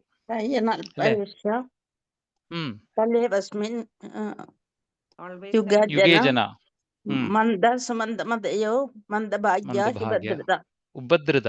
ഉപദ്രുത എന്ന വാക്ക് ഭയങ്കര ഇതാണ്. ഉപദ്രുത എന്ന് പറഞ്ഞു കഴിഞ്ഞാൽ ഡിസ്റ്റർബ്ഡ് ആണ് നമ്മൾ, മനസ്സിലായോ? നമ്മുടെ മനസ്സ് ചഞ്ചലം ഹി മനകൃഷ്ണ എന്ന് അർജുനൻ പറയുമ്പോൾ ഭഗവാൻ അതിനെ ഒരിക്കലും അതിനെ നെഗേറ്റ് ചെയ്യില്ല, മനസ്സിലായില്ലേ? കൃഷ്ണൻ പറയുന്നത്, യെസ് അർജുന, ഞാനത് സത്യമാണ്, ഞാനത് അഗ്രി ചെയ്യുന്നു എന്ന് ഭഗവാൻ തന്നെ അർജുനൻ അഗ്രി ചെയ്യാണ്, അല്ലേ? ഭഗവാൻ പറയും, യെസ് എനിക്കറിയാം, ആ മനസ്സിന്റെ പ്രൊഫൈൽ എന്താണെന്ന് എനിക്ക് കൃത്യമായിട്ട് അറിയാം. ആ അഭ്യാസേനത്തു കൗന്ദയ വൈരാഗ്യേണ ച ഗൃഹ്യതേ. ഈ മനസ്സിനെ നമുക്ക് കൺട്രോൾ ചെയ്യാൻ അഭ്യാസം എന്ന് പറഞ്ഞാൽ പ്രാക്ടീസ്, കണ്ടിന്യൂസ് പ്രാക്ടീസ് കൊണ്ടേ നമുക്ക് ഈ മനസ്സിനെ കൺട്രോൾ ചെയ്യാൻ പറ്റുള്ളൂ എന്ന് ഭഗവാൻ ഭഗവത്ഗീതയെ അർജുനന്റെ അടുത്ത് സമ്മതിക്കുന്നുണ്ട്. അല്ലാതെ ഭഗവാൻ പറയുന്നില്ല അർജുന അങ്ങനൊന്നുമല്ല, നമുക്ക് മനസ്സിനെ കൺട്രോൾ ചെയ്യാൻ പറ്റും എന്ന് പറയുന്നില്ല. ഭഗവാൻ പറയുന്ന അഭ്യാസം, ദീർഘമായ അഭ്യാസവും വൈരാഗ്യവും കൊണ്ട് മാത്രമേ നമുക്ക് നമ്മുടെ ഈ ചഞ്ചലം, അർജുനൻ പറയുന്ന എക്സാമ്പിൾ ഭയങ്കര രസമാണ്. ആർക്കെങ്കിലും അറിയാമോ എന്ത് എക്സാമ്പിളാണ് മനസ്സിനെ കുറിച്ച് അർജുനൻ പറയുന്നത്? ആഞ്ഞടിക്കുന്ന കൊടുങ്കാറ്റിനെ പിടിച്ചു കെട്ടുന്നതിനേക്കാൾ ദുഷ്കരമാണ് മനസ്സെന്നല്ലേ പ്രഭുജി പറയുന്നത്? എക്സാക്ട്ലി, അല്ലേ? ചഞ്ചലം ഹി മനകൃഷ്ണ പ്രമാദി ബലവദൃഢം യസ്യാഹം ഗൃഹം മന്യേ വായുർ ഏവസു ദുഷ്കരം. എനിക്ക് ഈ കാറ്റിനെ പിടിച്ചു നിർത്താൻ എളുപ്പമാണ്, പക്ഷെ ആ ഇത്രയും ശക്തമായിട്ട് വീശുന്ന കാറ്റിനെയും കാട്ടിയും വായുരീവ സുദുഷ്കരം, വായുവിനേക്കാൾ ദുഷ്കരമാണ്. ദുഷ്കരം എന്നല്ല, സുദുഷ്കരം എന്നാണ് അർജുനൻ പറയുന്നത് ഈ മനസ്സിനെ പിടിച്ച്. അത്രയും ടർബുലൻ്റ്, അത്രയും ഈ ചഞ്ചലമായിട്ടുള്ള ഈ മനസ്സിനെ വെച്ചിട്ട് നമുക്ക് എങ്ങനെയാണ് യോഗ പ്രാക്ടീസ് ചെയ്യാൻ പറ്റുന്നത്, അല്ലേ? ഇപ്പോഴത്തെ കാലത്ത് നമുക്കറിയാലോ, നമുക്ക് നമ്മുടെ കപ്പാസിറ്റി എല്ലാം കുറഞ്ഞു വരികയാണല്ലേ, അല്ലേ? പണ്ടൊക്കെ എന്ന് പറയുമ്പോഴത്തെ കുറച്ചെങ്കിലും നമുക്ക് ഓർമ്മയില്ല. ഫോർ എക്സാമ്പിൾ ഞാൻ പറയാം, ഇപ്പം പണ്ടൊക്കെ എന്ന് പറഞ്ഞാൽ നമുക്ക് ഒരു അറ്റ്ലീസ്റ്റ് ഒരു 5-10 ഫോൺ നമ്പേഴ്സ് ഓർമ്മയുണ്ടായിരുന്നു, അല്ലേ? നമുക്ക് മനസ്സിലാ. കാരണം എന്താ? അന്ന് മൊബൈലില്ല. എല്ലാം നമുക്ക് ഓർമ്മ. നമ്മുടെ വീട്ടിലെ ഫോൺ നമ്പർ ഉണ്ട്, അറിയാം. ഓഫീസിലെ ഫോൺ നമ്പർ അറിയാം. നമ്മുടെ നെയ്ബറിന്റെ ഫോൺ നമ്പർ അറിയാം. അല്ലെങ്കിൽ നമ്മുടെ ഫ്രണ്ടിന്റെ ഫോൺ നമ്പർ അറിയാം. ഇതെല്ലാം നമുക്ക് ഓർമ്മയിലുണ്ടായിരുന്നു. അല്ലേ? നമുക്ക് നമ്മുടെ മെന്റൽ കപ്പാസിറ്റി കുറച്ചും കൂടെ വലുതായിരുന്നു ആ സമയത്ത്. നമ്മൾ കണ്ടിട്ടില്ലേ? നമ്മൾ ചെറിയ കടകളിലൊക്കെ പോകുമ്പോൾ നമ്മള് സാധനങ്ങളൊക്കെ മേടിക്കുമ്പോൾ അരി, പഞ്ചസാര, മുളക്, മല്ലി, ഉഴുന്ന് ഇതെല്ലാം പറയുമ്പോൾ ഈ എടുത്ത് കൊടുക്കുന്ന ആള് അതെല്ലാം മനസ്സിലിങ്ങനെ ഓർത്ത് വെച്ചിരിക്കും. എന്നിട്ടെല്ലാം മനസ്സുകൊണ്ട് കണക്ക് കൂട്ടിയിട്ട് ഇത്രയും രൂപയെന്ന് പറയും. കാരണം എന്താണ്? നമ്മളുടെ കപ്പാസിറ്റി അത്രയും ഉണ്ടായിരുന്നു. പക്ഷെ ഇപ്പോഴെന്താ? ഇപ്പോന്ന് പറയുന്ന അത്രയും കപ്പാസിറ്റി നമുക്കില്ല. നമുക്ക് എത്ര പേർക്ക് നമുക്ക് ഫോൺ നമ്പർ ഓർമ്മയുണ്ട്? നമ്മുടേതും അല്ലെങ്കിൽ നമ്മുടെ മേ ബി അടുത്തുള്ള ഒരാളുടെ, നമ്മുടെ വൈഫിന്റെയോ അല്ലെങ്കിൽ അമ്മയുടെയോ അച്ഛന്റെയോ phone number may be 1 2 phone number ഓർമ്മയുണ്ടാവും അല്ലേ? ഞാൻ കണ്ടിട്ടുണ്ട് 10 15 ഫോൺ നമ്പേഴ്സും ഒക്കെ ഓർമ്മയുള്ള ആൾക്കാരുണ്ടായിരുന്നു. അപ്പോൾ ഇന്റർനെറ്റോ ഇങ്ങനത്തെ ഫെസിലിറ്റീസ് ഒന്നും ഇല്ലാത്തൊരു സമയത്ത് ജീവിക്കാനുള്ള ഒരു ഭാഗ്യം കിട്ടിയ ഒരാളാണ് ഞാൻ. ആ ഒരു സമയവും കാണാനും അതിന്റെ ഒരു ബ്യൂട്ടി അല്ലെങ്കിൽ അതിന്റെ ഒരു ഒരു ഒരു ഒരു ഒരു പീസ്ഫുൾനെസ് അനുഭവിക്കാൻ പറ്റിയ ഒരാളാണ്. പക്ഷെ ഇപ്പോഴത്തെ ജനറേഷന് അവർക്ക് അത് മനസ്സിലാവില്ല. എൻഡ് ഓഫ് ദി ഡേ ഈ ടെക്നോളജി നമ്മൾ എന്താ ചെയ്യുന്നത്? എംപവർ ചെയ്യുകയല്ല ചെയ്യുന്നത്. നമ്മുടെ എംപവർ എന്ന് പറഞ്ഞാൽ മനസ്സിലാവുന്നുണ്ട്. എംപവർ എന്ന് പറഞ്ഞാൽ നമ്മളെ ശക്തിപ്പെടുത്തുകയല്ല ചെയ്യുന്നത്. പക്ഷെ നമ്മുടെ കഴിവിനെ കുറച്ചാണ് വരുന്നത്. കാരണം നമ്മളിപ്പം ടെക്നോളജിയെ ഭയങ്കരമായി ആശ്രയിച്ചു കഴിഞ്ഞു. ആ ടെക്നോളജിയിൽ ഫോർ എക്സാമ്പിൾ മൊബൈൽ ഫോൺ കയ്യിലില്ലെങ്കിൽ നമ്മുടെ ശരീരത്തിന്റെ പകുതി ഭാഗം തളർന്ന പോലെയാണ് നമുക്ക്. മൊബൈൽ ഫോൺ എടുത്തില്ല. കാരണം എല്ലാ കാര്യങ്ങളും അതിനകത്താണ്. നമുക്കതില്ലെങ്കിൽ നമ്മുടെ ജീവിതം മുന്നോട്ട് കൊണ്ടുപോകാൻ പറ്റില്ല. അത്രയും നമ്മൾ ഡിപ്പെൻഡന്റ് ആയിപ്പോയി. അങ്ങനെ ഡിപ്പെൻഡന്റ് ആകുമ്പോൾ എന്താ പറ്റുന്ന പറഞ്ഞാൽ നമ്മുടെ കപ്പാസിറ്റി, നമ്മുടെ internal capacity, like for example പണ്ടൊക്കെ എന്ന് പറഞ്ഞാൽ നമ്മൾ ഡ്രൈവ് ചെയ്ത് പോകുമ്പോൾ നമുക്ക് ഡയറക്ഷൻസ് അറിയാം. ഇന്ന് പറയുമ്പോൾ നമുക്ക് ആ ഡയറക്ഷൻസ് നമ്മൾക്ക് ആ ബുദ്ധി നമുക്ക് ഉപയോഗിക്കേണ്ട ആവശ്യമില്ല. കാരണം നമ്മൾ പെട്ടെന്ന് ഗൂഗിളിൽ ഇടുക, അഡ്രസ്സ് ഇടുക, ഗൂഗിൾ മാപ്സ് അത് കൊണ്ടുപോകും. നമുക്ക് ചിന്തിക്കേണ്ട ആവശ്യമില്ല. ചിന്ത നമുക്ക് കുറഞ്ഞു വരിക. മെന്റൽ വർക്കിംഗ് നമുക്ക് കുറഞ്ഞു വരുന്നത്. സ്പിന്നിങ് ഓഫ് ദ വീൽസ് നമ്മൾ പറഞ്ഞിട്ടില്ലേ? നമ്മൾ കേട്ടിട്ടില്ലേ? നമ്മുടെ ബുദ്ധി ഉപയോഗിക്കുന്നത് വളരെ കുറച്ച് കാര്യം. ഇപ്പോഴെന്താണ് ആർട്ടിഫിഷ്യൽ ഇന്റലിജൻസ് വന്നുകൊണ്ട് അത് കംപ്ലീറ്റ്ലി പോയി. എല്ലാം ആർട്ടിഫിഷ്യൽ ഇന്റലിജൻസ് ചെയ്തു തരും. Anyway, that's A different topic. ഇവിടെ പറയുന്നത് ഈ കപ്പാസിറ്റി എല്ലാം നമുക്ക് നഷ്ടപ്പെട്ടു. ഈ സമയത്ത് യോഗ ചെയ്യുന്നത് വളരെ വളരെ ദുഷ്കരമാണ്. അപ്പോ ഇങ്ങനെ പെർഫെക്റ്റഡ് ആയിട്ടുള്ള ഒരു യോഗിക്ക് മാത്രമാണ് എന്താ ചെയ്യാൻ പറ്റുന്നത്?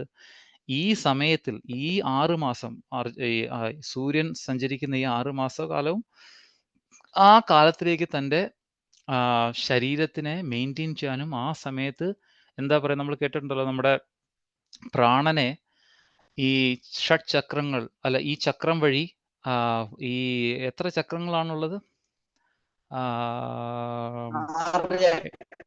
6 ചക്രങ്ങള്. എനിക്കത് ഓർമ്മയില്ല. എത്രയോ 6 ചക്രങ്ങളാണോ? ശരീരത്തിൽ 6 ചക്ര, മൂലാധാരം, സ്വാധിഷ്ഠാനം, മണിപൂരകം, അനാഹതം, ആജ്ഞ, വിശുദ്ധി, ആജ്ഞ, സഹസ്രാരം. Correct, thank you. ഈ ചക്രങ്ങളിലൂടെ ഈ നമ്മുടെ പ്രാണനെ പറയുന്ന എന്താ ഒരു സുഷുമ്ന നാഡി എന്നാണ് എനിക്ക് ഓർമ്മ. ഈ നാഡിയിലൂടെ നമ്മുടെ പ്രാണനെ കൺട്രോൾ ചെയ്ത് ഓരോ ചക്രത്തിലൂടെ ട്രാവൽ ചെയ്ത് ഏറ്റവും അവസാനം സഹസ്രാര പത്മം ആണോ ഏറ്റവും മുകളിലുള്ള ആ ചക്രത്തിലൂടെ ഇതിനെ റിലീസ് ചെയ്യണം. അത് 101ാമത്തെ നാഡി എന്നാണ് പറയുന്നത്. 101st നാഡി എന്നാണ് പറയുന്നത്. എത്രയോ ആയിരക്കണക്കിന് എത്രയോ നാഡികളുണ്ട്. എനിക്ക് അതിൻ്റെ നമ്പേഴ്സ് ഒന്നും അറിയത്തില്ല. ബട്ട് എവിടെയോ കേട്ടൊരു ഓർമ്മയാണ് എനിക്കുള്ളത്. ഈ എത്രയോ നാഡികളിൽ നിന്ന് ഒരു പെർട്ടിക്കുലർ നാഡിയിലൂടെ നമ്മുടെ ഈ പ്രാണനെ കൺട്രോൾ ചെയ്ത് ഏറ്റവും ടോപ്പിൽ കൊണ്ടുവന്ന് അവിടുന്ന് റിലീസ് ചെയ്യുന്നതാണ് ഒരു യോഗിയുടെ പെർഫെക്ഷൻ. അങ്ങനെ ചെയ്യുന്ന യോഗിക്ക് ഈ പർട്ടിക്കുലർ സമയത്താണ് ഏറ്റവും ബെറ്റർ. ഏതാണ്? ഈ 6 മാസം, ഈ സൂര്യൻ നോർത്തിലേക്ക് സഞ്ചരിക്കുന്ന ഈ 6 മാസമാണ് ഏറ്റവും ബെസ്റ്റ് സമയമെന്ന് ഭഗവാൻ പറയുന്നുണ്ട് അല്ലേ? അഗ്നിർ ജ്യോതിർ യഥാശുക്ല ഷൺമാസോ ഉത്തരായണം. അഗ്നി, ജ്യോതിർ, ശുക്ല, ഷൺമാസ. ഈ അഗ്നി എന്ന് പറഞ്ഞാൽ ഫയർ, ജ്യോതിർ എന്ന് പറഞ്ഞാൽ ലൈറ്റ്, പിന്നെ ശുക്ല എന്ന് പറയുന്നത് ചന്ദ്രനുണ്ടല്ലോ, ചന്ദ്രന്റെ ഈ എന്താ പറയുന്നത്, ചന്ദ്രൻ ഉദിച്ചു വരുന്ന ആ സമയമുണ്ടല്ലോ, ഫോർട്ട്നൈറ്റ്, ആ ഒരു ഫോർട്ട്നൈറ്റ്, ആ സമയം, പൂർണ്ണചന്ദ്രനാകുന്ന ആ സമയമെല്ലാം ഇതിന് ഏറ്റവും ബെസ്റ്റ് സമയം എന്നാണ് പറയുന്നത്. എന്തിനാണ്? ഈ യോഗിക്ക് തൻ്റെ ഈ പെർഫെക്ഷൻ, അതായത് ഈ ചെയ്ത എല്ലാം, ഈ യോഗത്തിൻ്റെ എല്ലാ പെർഫെക്ഷനും സംഭവിച്ച് ഈ ശരീരം വെടിഞ്ഞ് ഏറ്റവും ടോപ്പ് മോസ്റ്റിലെത്താൻ, ഏറ്റവും സ്പിരിച്വൽ വേൾഡിലേക്ക് എത്താൻ ഏറ്റവും ബെസ്റ്റ് സമയമാണ് ഈ ഈ ഉത്തരായണ സമയം എന്ന് പറയുന്നത്. ഇനി യോഗിക്ക് എന്താ അത് സക്സസ്ഫുൾ ആയില്ലെങ്കിലോ? സക്സസ്ഫുൾ, പ്രഭുപാദ് പറയുന്നുണ്ട്, പെർഫെക്ഷൻ ഓഫ് യോഗയിൽ പറയുന്നുണ്ട്, സക്സസ്ഫുൾ ആകാതിരിക്കാനുള്ള ചാൻസസ് ആണ് ഏറ്റവും കൂടുതൽ. മനസ്സിലായോ? ഇപ്പോഴത്തെ കാലത്തെ കുറിച്ചല്ല, നേരത്തെ കാലത്തും പറയുന്നുണ്ട്. കാരണം ഒരു സ്ഥലത്ത് കഠോപനിഷത്തിൽ പറയുന്നുണ്ട്, ക്ഷൂരസ്യ ധാര നിശിതാ ദുരത്യയ ദുർഗം പതസ്തത്ര കവയോ വദന്തി. ക്ഷൂരം എന്ന് പറയുന്നത് റേസറാണ്. റേസർ എന്ന് പറഞ്ഞാൽ ബ്ലേഡ് ഉണ്ടല്ലോ. ഈ ബ്ലേഡിന്റെ ധാര എന്ന് പറയുന്നത് ബ്ലേഡിന്റെ ഈ എഡ്ജാണ്, അതിന്റെ അറ്റം, അതിന്റെ ഏറ്റവും ഷാർപ്പായിട്ടുള്ള എഡ്ജ്. ക്ഷൂരസ്യ ധാര നിശിതാ ദുരത്യയ ദുർഗം പതസ് എന്ന് പറഞ്ഞാൽ നടക്കുന്ന, ഈ ബ്ലേഡിന്റെ മേളിലൂടെ നടക്കുന്ന എന്തുമാത്രം ദുർഗം എന്ന് പറഞ്ഞാൽ ഏറ്റവും കഠിനമായിട്ടുള്ള സംഭവം, ഏറ്റവും ഡിഫിക്കൽട്ട് ആയിട്ടുള്ള സമയം, ഏറ്റവും കഠിനമായിട്ടുള്ള ഒരു ടാസ്ക്കാണ്. ഈ ക്ഷൂരസ്യ ധാര നിശിത ദുരത്ത്, ഇത്രയും ഷാർപ്പായിട്ടുള്ള ബ്ലേഡിന്റെ മേളിലൂടെ നടക്കുന്ന എന്തുമാത്രം ഡേഞ്ചറസ് ആണ്.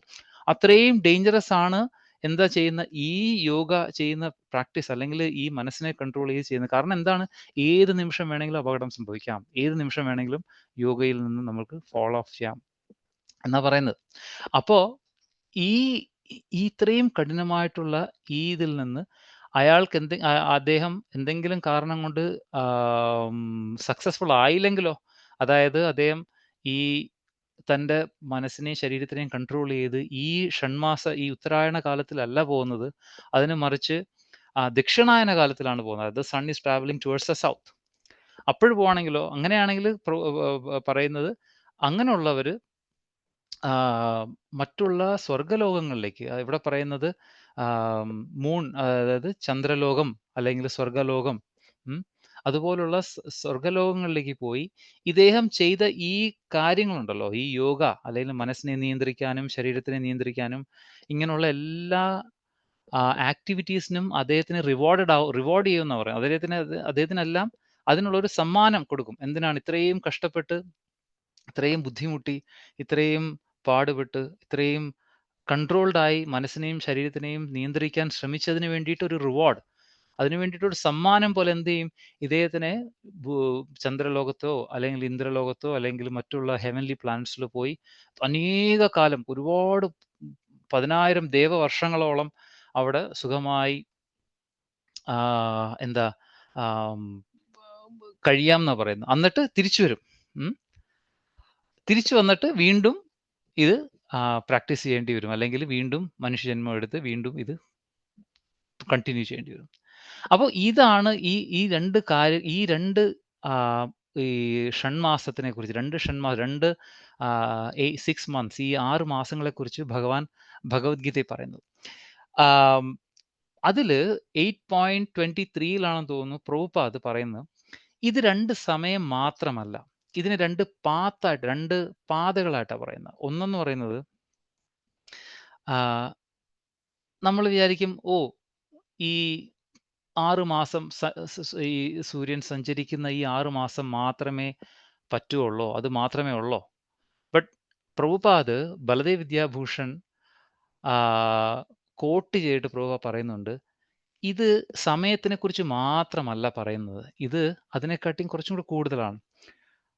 ദക്ഷിണായനം ഉത്തരായണം എന്ന് പറയുന്നത് സമയത്തിനെ കുറിച്ചല്ല. കാരണം ഇവിടെ പല മറ്റുള്ള കാര്യങ്ങളും പറയുന്നുണ്ട്. എന്തെല്ലാം പറയുന്നുണ്ട്? അഗ്നിർ, ജ്യോതിർ, തഥാ ശുക്ല, എന്തൊക്കെ ഒരുപാട് ഓബ്ജക്ട്സിനെ കുറിച്ച് പറയുന്നുണ്ട്. ടൈമിനെ കുറിച്ച് മാത്രമല്ല, ഒരുപാട് ഓബ്ജക്ട്സിന് എന്താ പറയുന്നത്, ഒരുപാട് മറ്റുള്ള കാര്യങ്ങളെക്കുറിച്ചും പറയുന്നുണ്ട്. സമയത്തിനെ കുറിച്ച് മാത്രമല്ല, അഗ്നിയെക്കുറിച്ച് പറയുന്നുണ്ട്, ജ്യോതി, അത് ഫയറിനെ കുറിച്ച് അഗ്നി ഫയറിനെ കുറിച്ച് പറയുന്നുണ്ട്, ജ്യോതി ലൈറ്റിനെ കുറിച്ച് പറയുന്നുണ്ട്, മൂണിനെ കുറിച്ച് പറയുന്നുണ്ട്, അപ്പൊ ഇതെല്ലാം എന്താണ്?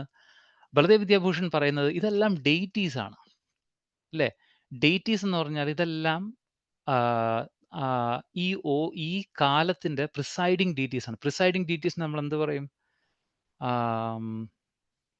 എന്താ പറയുന്നത്? പ്രിസൈഡിങ് ഡീറ്റീസ് എന്ന് പറയുന്നത് എന്താണ്? അധിഷ്ഠാന ദേവത. അധിഷ്ഠാന ദേവതകൾ. Correct, thank you. മനസ്സിലായോ? അധിഷ്ഠാന ദേവതകൾ. ഈ അധിഷ്ഠാന ദേവതകളാണ് ഈ പാത്ത് നമ്മൾ പറഞ്ഞല്ലേ. ഫോർ എക്സാമ്പിൾ, ഞാൻ trying to make it simple. ഒരാള് എപ്പോഴാണോ തൻ്റെ ലൈഫിനെ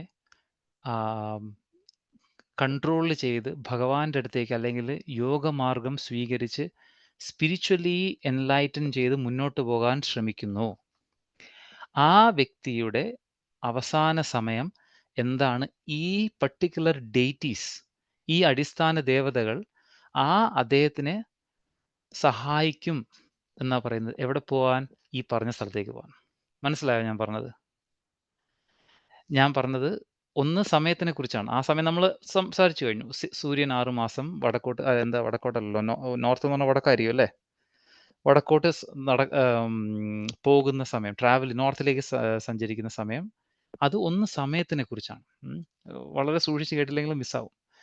രണ്ടാമത് പറയുന്നത് ഒരു പാതയാണ്, ഒരു വേ ആണ്. അതെന്താണ്?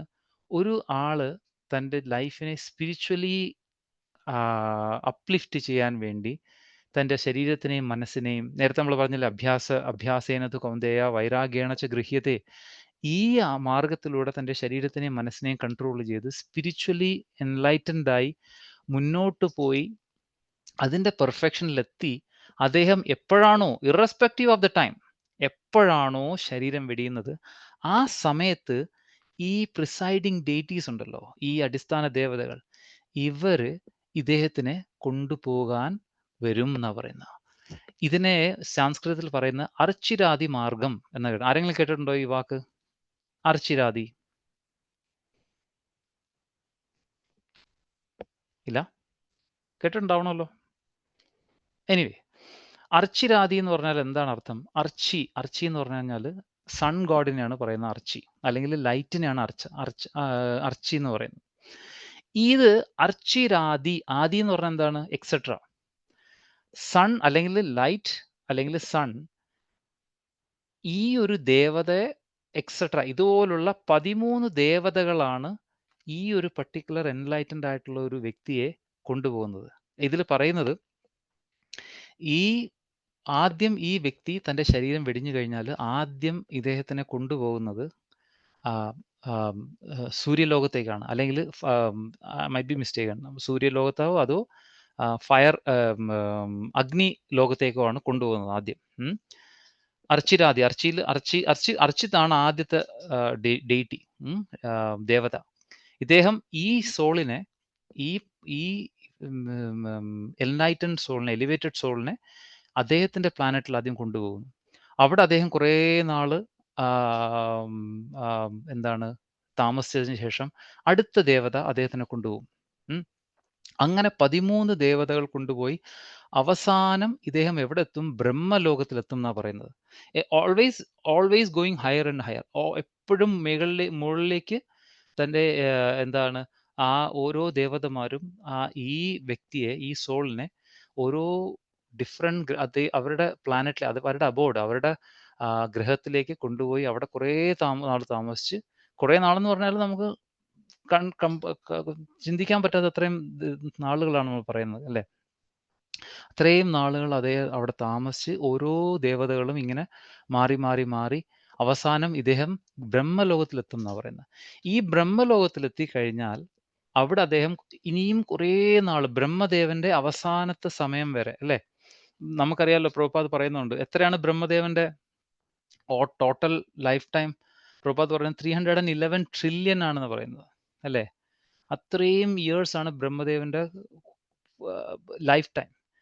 ഈ ഇത്രയും നാൾ അദ്ദേഹം അവിടെ ബ്രഹ്മലോകത്തില് ജനലോക, തപലോക, മഹർലോക, ഇങ്ങനെയൊക്കെയുള്ള ഡിഫറെൻറ്റ് ലോകങ്ങളിൽ പോയിട്ട് അവസാനം ബ്രഹ്മലോകത്തിലെത്തി അവിടെ ബ്രഹ്മദേവന്റെ കൂടെ അദ്ദേഹം അവിടെ ആ ബ്രഹ്മലോകത്തിൽ ഉണ്ടാവും.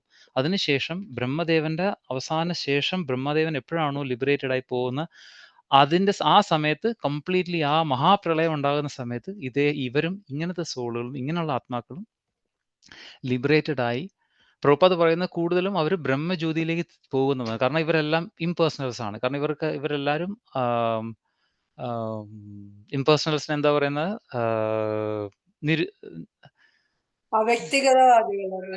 അവ്യക്തവാദികൾ. Correct, thank you. ആ അവ്യക്തവാദികളാണ് മിക്കവാറും ബ്രഹ്മജ്യോതിയിൽ പോകുന്നത്. അവിടെ പ്രഭുപാദ് പറഞ്ഞു അവിടെ കുറേ നാൾ അവിടെ ഇങ്ങനെ ആ ബ്രഹ്മജ്യോതിയിൽ ഇങ്ങനെ സിറ്റുവേറ്റഡ് ആയിട്ടിരിക്കും എന്നാണ് പറയുന്നത്. അപ്പൊ ഇതാണ് ഒരു പാത്ത്, മനസ്സിലായോ? അപ്പോൾ ഇതിന് നമ്മൾ രണ്ടായിട്ട് കാണാം. രണ്ടെന്നല്ല, രണ്ട് രീതിയിൽ കാണാം. ഒന്നെന്ന് പറയുന്നത് ഒരു വ്യക്തി തൻ്റെ പെർഫെക്ഷൻ ഓഫ് യോഗയിൽ അദ്ദേഹം ഈ സമയത്ത് ട്രാവൽ ചെയ്യുന്നു. ഇനിയൊന്നെന്ന് പറയുന്നത് അതേ വ്യക്തി തന്നെ, അല്ലെങ്കിൽ ഇതുപോലെ പെർഫെക്ഷൻ ഓഫ് യോഗ അല്ലെങ്കിൽ യോഗയുടെ പരിപൂർണതയിൽ എല്ലാം പ്യൂരിഫൈഡ് ആയിട്ടുള്ള എല്ലാ ഈ മെറ്റീരിയൽ കണ്ടാമിനേഷനിൽ നിന്നും പ്യൂരിഫൈഡ് ആയിട്ടുള്ള ഒരാൾ പോകുന്ന സമയത്ത് ഈ ഡെയ്റ്റീസ് ഈ സോളിനെ കൊണ്ടുപോകും എന്നാണ് പറയുന്നത്. അവർ കൊണ്ടുപോകുന്ന പറയുന്നത്. അപ്പോൾ രണ്ട് രീതിയിൽ നമുക്ക് കാണാം. എന്താണ് ഇവിടെ പ്രഭുപാദ് അതിൻ്റെ എട്ടാമത്തെ ശ്ലോകത്തിൽ, എട്ടാമത്തെ ചാപ്റ്ററിൽ അവസാനം പ്രഭുപാദ് പറയുന്നതിനാൽ ഇതൊന്നും, ഈ രണ്ട് കാര്യങ്ങളും ഭക്തന്മാർക്ക്, നമ്മൾ ഇനി ഭക്തനെ കുറിച്ചാണ് പറയുന്നത്. നമ്മൾ ഇത്രയും നേരം എന്താ പറയുക, ഒരു യോഗിയെ കുറിച്ചാണ് പറഞ്ഞത്, ഒരു പെർഫെക്ഷൻ വന്ന ഒരു യോഗിയെ കുറിച്ചാണ് പറഞ്ഞത്. ഇവിടെ പ്രഭുപാദ് അതിൻ്റെ ഐ ബിലീവ് 28ാമത്തെ ശ്ലോകമാണെന്ന് തോന്നുന്നു, അവസാനത്തെ ശ്ലോകം. അവസാനത്തെ രണ്ട് ശ്ലോകത്തിൽ ഭഗവാൻ കൃഷ്ണൻ പറയുന്നത്, അർജുന, ഇതെല്ലാം ഒരു യോഗിക്ക് പറഞ്ഞ കാര്യങ്ങളാണ്, പക്ഷെ ഒരു ഭക്തന് ഇതൊന്നുമേ പ്രശ്നമല്ല. മനസ്സിലായില്ലേ? ഇതൊന്നും ഒരു ഭക്തന് ആ ശ്ലോകം ഒന്ന് നോക്കാം, പെട്ടെന്ന് നോക്കാം. ശ്ലോകം 27ാമത്തെ ശ്ലോകം. 27ാമത്തെ ശ്ലോകത്തിൽ ഭഗവാൻ പറഞ്ഞു, although the devotees know these two paths, Arjuna, they are never bewildered. എന്താ പറയുന്നത്? നൈതേ ശ്രുതി പാർത്ഥ ജ്ഞാനം യോഗി മുഹ്യന്തി കശ്ചന. ഇവിടെ യോഗി എന്ന് പറയുന്നത് ഭക്തന്മാരെ കുറിച്ചാണ് പറയുന്നത്. തസ്മാത് സർവേഷു കാലോഷു യോഗയുക്തോ ഭവാർജുന. അതുകൊണ്ട് എല്ലാ കാലത്തും നീ യോഗിയായിരിക്കുക. യോഗ എന്ന് പറയുന്നത് പ്രഭുപാദ് ഇവിടെ പറയുന്നത്, therefore be always fixed in devotion. എല്ലാ സമയവും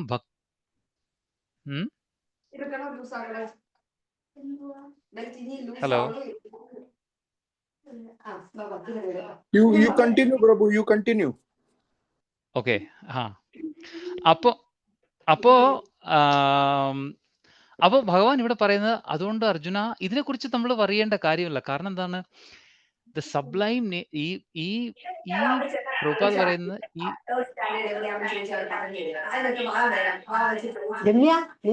മ്യൂട്ട് ചെയ്യാമോ? Hello, thank you. അപ്പോൾ